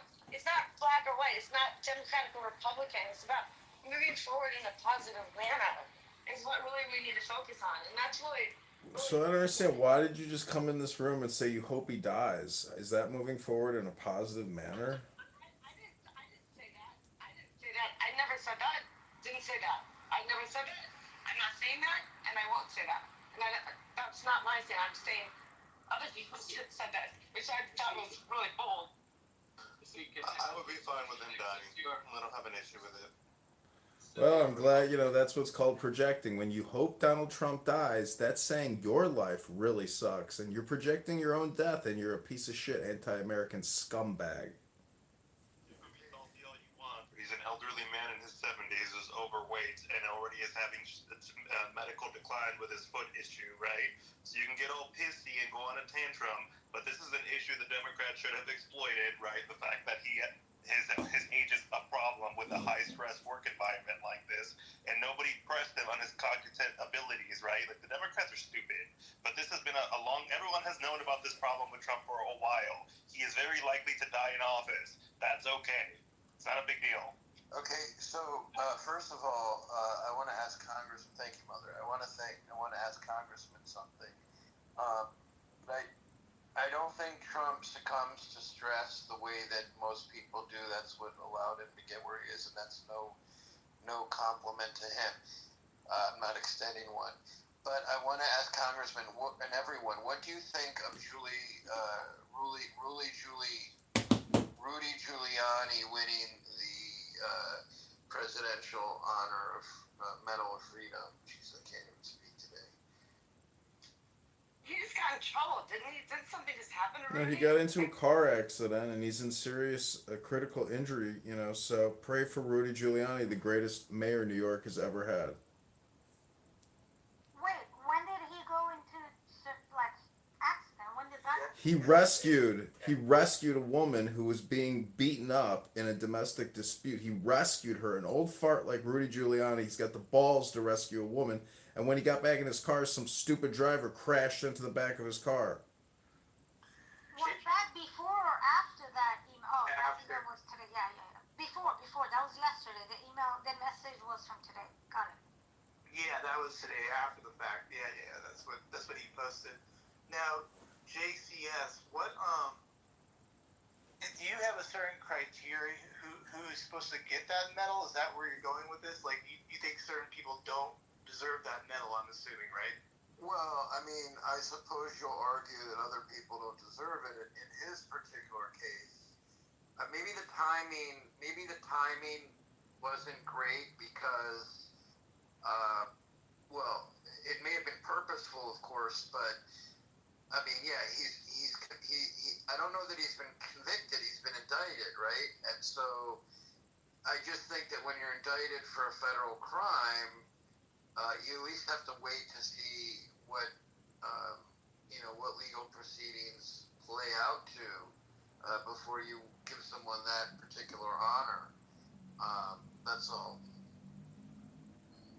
He's being persecuted. I see your point. I actually see Dr. Jordan's point.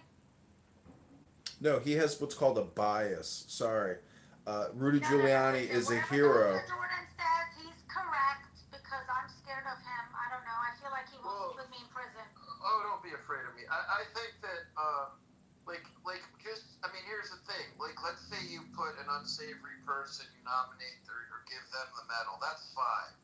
But if you don't have a cutoff, then what do? You need a cutoff somewhere. And being indicted for federal crime, at least wait until you hear what happens, right? I mean, for goodness sake. He's being sued for calling somebody an election fraud participant. That's it. The legal industrial complex has bankrupted him over a lawfare bullshit lawsuit, which is completely unconstitutional. It's nothing but prosecutorial misconduct. He is an American hero. He fought the fucking mafia and broke their back. So all you Trump derangement syndrome Trump haters out there that want to parlay it onto Rudy Giuliani, go get what's called a fucking life, you fucking losers. I'm so sick of hearing your stupid bullshit.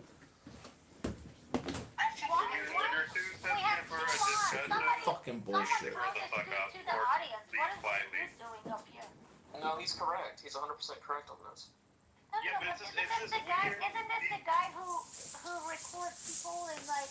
Isn't this the guy who? Yes, we all know who he is. He's a dirty bird, though. But he actually, you gotta give him credit for credit too. But he's still a dirty bird. But you gotta give him credit. Yeah, I can't give credit to someone who posts my video of saying my brother who's in Iran asked me something, which if the Iran IRGC agents have that copy, they can put my brother in prison, and he posts that on YouTube.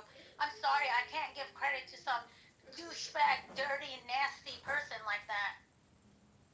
Okay, so back to my point for this tangent is like these weird, emotional tangents that people are doing right now. Like, it's just odd, right? If you don't want to talk to people who don't agree with Trump, you could fucking leave. If you don't want to talk to Mojo because he's in the room, you could fucking leave. People forget how this app works. I'm confused. This is definitely not your room. Why don't you just shut the fuck up? I'm just reminding you because you're the one having a fucking meltdown on stage, right? Shut the fuck up, woman. And this, again, I'll say whatever the fuck I want. No offense. I'm gonna tell you, shut the fuck up, woman. No offense, Mother. Emotional meltdown is true.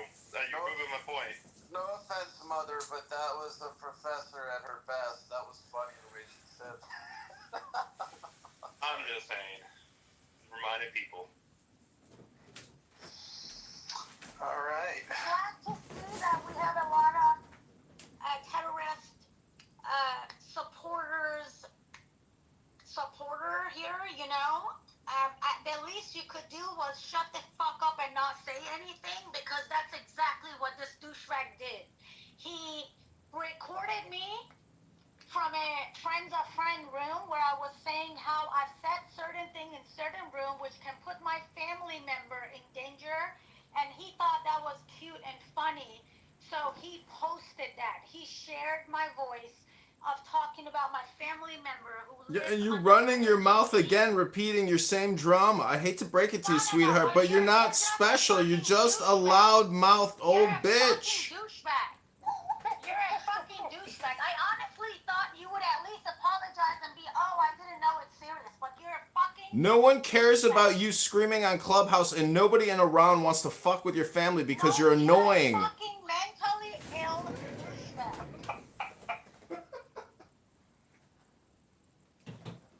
I mean, he's kind of right. You really aren't special. He streams every room. Yeah, He's not targeted and you're really loud. You sound like Mother, but a Persian variant of a loud-mouthed, obnoxious person. You're not special at all. Mother, hey, woman, listen. You are not special at all. You know people record you in this room. They have been doing it for years. If you're this sensitive about your information, maybe you should be more careful with what you run your mouth on. Like, that might be a you problem. Stop running your mouth if you don't want people to repeat it. Just don't engage, guys. This is getting. Stop running your mouth if you don't want information Don't public. engage, mother. Don't engage. Just leave her alone. Thanks for the invitation, man. The conversation was way better than how it went. Anyway, so Trump is okay, everyone. The photos have been been published of the day before yesterday, if I'm not mistaken, depending on where you live, and he's absolutely perfectly well. And yeah, all of those were just rumors. They show all of those sickening people who are just kind of projecting their own interiorities on the internet stupidly. That's it. So he's absolutely fine. Everything's okay. What do you believe that Trump has a body double? Just curious of what you think about that. That reminds me of what we used to say about Saddam. I mean, but who would know? But, Goodness, who could be a body double for him? I mean, truly. I mean, he's not looking too good these days. That'd be a hard one to find. I would say he's so one of a kind that no one would ever double it. That's my point. So let's try that. Yeah, try to. Wait. That would be a body double would be. I mean, it costs a lot of money to find someone to actually look like him. Why in the heck would anyone believe that Trump is telling the truth about his health? I mean, it's just ridiculous. If Melania is hanging out at Walter Reed, something was definitely up. It's simple as that. They lied about how sick he was with COVID. He was much sicker than anybody knew. What is Walter Reed? What is that? Is that a hospital? That's the hospital. Yeah, one of the best hospitals. Yeah, he was still the best hospital. Could Melania have been at Walter Reed? I mean, I don't know why it has to be that she's going to see Trump. What's going on with that, guys? Well, because she was not a patient. She was clearly waiting around for someone. Are you sure about that? You saw me. Actually, I think that if it was her, I mean, they would have, like, she would have been able to go incognito, actually, and nothing would have come of it. But if she was waiting around, Let me phrase it this way. Do you think, like, in our history, maybe I don't know how old you are, but have presidents been able to sneak into Walter Reed and sneak out of Walter Reed without being known or being seen? no, but first ladies, I'm sure have. Okay, but not presidents, right? Right, so that's why I'm suggesting that, like, she wouldn't have been there other than as a visitor, or she wouldn't have been seen other as a visitor. I guess what I'm trying to get at is, how did Trump pull this off if this never happened before? Like, we would know if he's there or not, right? I mean, I don't know what's going on here. No, we wouldn't know if he's there or not. But all the other presidents, we did know. Why would this be different? Oh, they handle the press a hell of a lot differently. So, but the press... So that's a fair point. Wait. Fair point. So, of course, yeah, obviously if Obama went in there, the press probably wouldn't do anything. anything because they don't really care as much. But of course, if Trump were to go in there, they would be the ones that would be like hawks all over that. Yeah, but remember, Matt, like we're still debating whether or not he has his right ear or not, or if it's if it is if it's gone, if it is a whatchamacallit, prosthesis. A prosthesis. We don't know if it's a prosthetic ear. We don't know if his ear is gone. We don't know if he has a we don't know if he has a wig that has an ear inserted into it. I'm of course joking, but like we just don't know. What if his ear is gone? The ear was even hit. We don't know anything. We don't know if the ear was even hit. They Trump. We saw They the shot ear. Trump ear. Do you think it was all a ruse? Is that what you're saying? Well, without facts, you don't know if it's even like hit. I mean, the thing is, we don't know. I mean, we really don't. That's the weird thing. It is really weird. And I mean that honestly. Like, and I honestly, I don't mean this. It is weird that we don't have any facts and no doctor has said, that he got hit by. I mean, I'm being serious. Like, it is very strange. So everything you're saying is right. Just right. He slapped his ear like he got bit by a mosquito, and the blood came out perfectly. You people are wasting a Monday evening being delusional, just making shit up as you go along. That's all you fuckers do. It's pathetic. Go to the gym, read a book, do something creative other than coming on here and making shit up, you fucking losers. No, see, I heard that same thing too on the Alex Jones podcast. And I heard it was aliens that actually tried to shoot him down. Kitover's the voice of reason right now. Just think about it. Yeah, think about that, everybody. Candidate John Kitover is telling you to stop making shit up, you fucking losers. It's pretty scary what John says. The right wing, it's funny, the right wing radio broadcasters are, they're making money off of, they're taking advantage of these Trumpian opportunities, which is kind of funny because they're not doing MAGA any good, right? Like, I guess there's a right wing radio host challenging Trump's suggestion that his health is perfectly fine at the moment. I don't know. I'm having fun with you guys. You're fun. You're funny. Thank you. Appreciate you. Welcome. I mean, I really don't want to go down that conspiracy theory stuff, but, I mean, so It's the theory... Matt, it's the same shit. This is the mental health bullshit that they threw on Trump every single fucking time. Oh, he's got all these mental health problems. Mojo, the good thing is when you debate the hood that might come up and you can be ready for it, you know what I mean? You never know. But all I'm saying is, like, so someone did die at that event, right? If I'm not mistaken. He's a firefighter, and others were wounded. Firefighter. So how does one stage a death? That's kind of like where I always go with this. Exactly. Shoot my ear, please don't miss my head and kill me. And then we're going to have someone else die, and it's not going to get out. And they're like... You guys really want to go down that route, Jay? Yes. That wasn't staged. How many people think it was staged? That's a bit fucking much, man. People died in the incident. Morbidly obese, honey. People died in the incident. Like, plenty of people died who was sitting behind it. People were shot in the incident. That's sick. People, families lost their dear ones. And yet people talk about it. Anyway, look, the president isn't particularly in an optimal shape, we would say, and this is the reality of it. But he's doing absolutely fantastic. He's relentless, just judging by his demeanor and his just relentlessness and his unyielding, persistent, unstoppable kind of character in the latest press conference he made with the Secretary of Defense behind him, talking about his upcoming meeting with Putin. I'm not for Trump. I'm not for anything. I'm just a human being living on planet Earth, watching a president today, head of state, just trying his best to resolve a critical issue right? That touches every life on this planet, I guess, and we all need to be cheering for that. Not for the names, not for the strategies, but for world leaders shaking hands.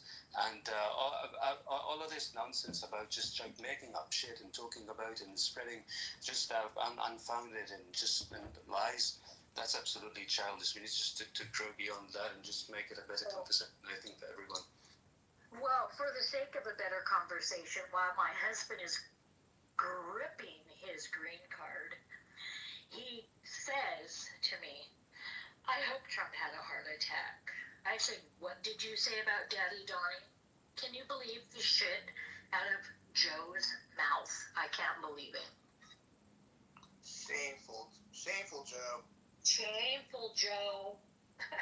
People do want to gaslight all the time, nonstop, in Clubhouse, out of Clubhouse. I gotta say, like, Clubhouse really proves it, that whether you're in or out of it, people are chronically addicted to making gaslighting statements. I think it's for the sake of creating dopamine, whether you're like intentionally doing it or not. But I think that's the real motivation: is the brain wants to produce dopamine to make sure it has a good time.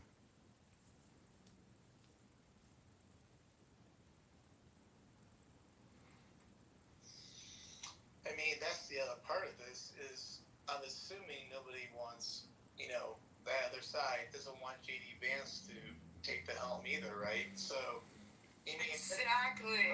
You don't want that, right? So you don't, I guess you got to pick who you want, right? In this case, you don't want Trump to go away. I pray that, yes, that's why I pray. We don't want that. Well, look at what Howard Kaufman, a campaign contributor to candidate Kitover, he wrote both Trump and Rush Limbaugh are fat, lazy, racist assholes. Now, I gotta say, I don't know if they're necessarily fat, and I don't think they're racist. I think that isn't even projection, because I doubt you're a racist, but you could be fat, Howard. No, that was Necro who said that, Bojo. Oh, he's quoting it? Yeah, I think I'll look at that, yeah. Oh, thank God, because I was like, why is a campaign contributor writing, about these two great American heroes?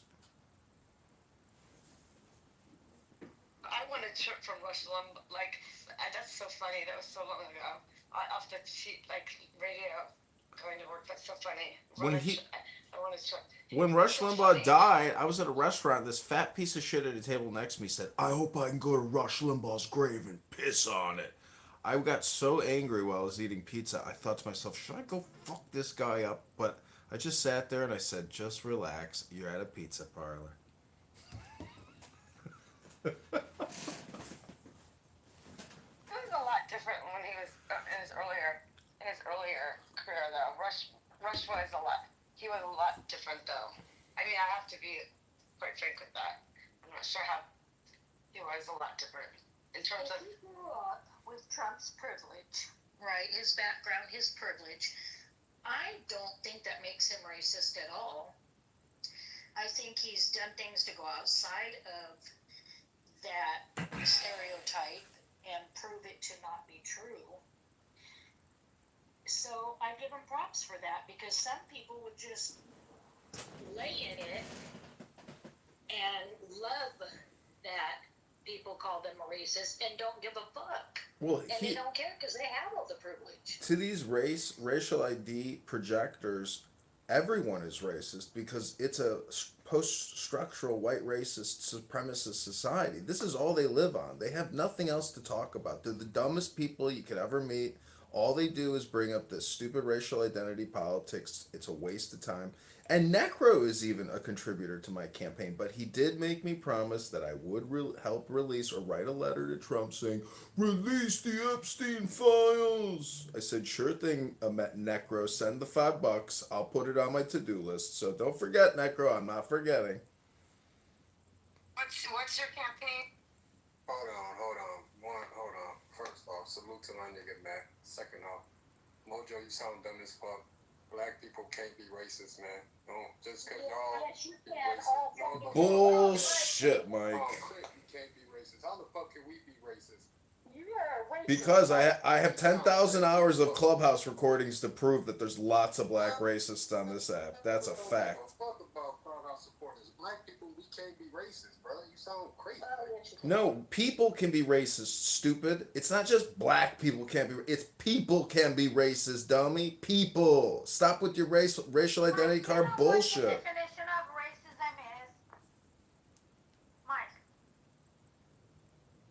Racist is someone who believes its own race is superior to other races. It's simple as that. If you think your race, your people are better than other races and people, that makes you a racist. It's simple. Hey, Point is here. Hey, Point, come on up and tell everybody how big of a stupid dummy they are now that you're on TV and you're a supermodel. You big stupid dummy. I don't know if anybody knows this, but Point is actually John Kitover. He's a gay white guy pretending to be a black woman. Here on the app, his name is Point. So if you ever see Point in a room, be sure to just say, hey, that's John Kitover. That's not Point. That's not a gay white guy pretending to be a black guy. That's John Kitover, not Point. You big stupid dummy. You big stupid dummy. Everybody fell for my troll. You big stupid dummies. I'm a supermodel and I'm on TV. You just hate me. But my name is Point. I am complete. You big stupid dummies. Hey y'all. Sorry, I didn't know y'all were still here. I've been gone for a while. How could you do that so high? Such a high voice. For so long. He's a character for sure. Holly, where are you then? I had to I put my kiddos to bed and then our cat is actually, she's about to have babies and she's acting pretty weird. Like she's actually cuddled up with my kids right now, which is not really her thing. She's like acting super weird. Timmy, you're the shit.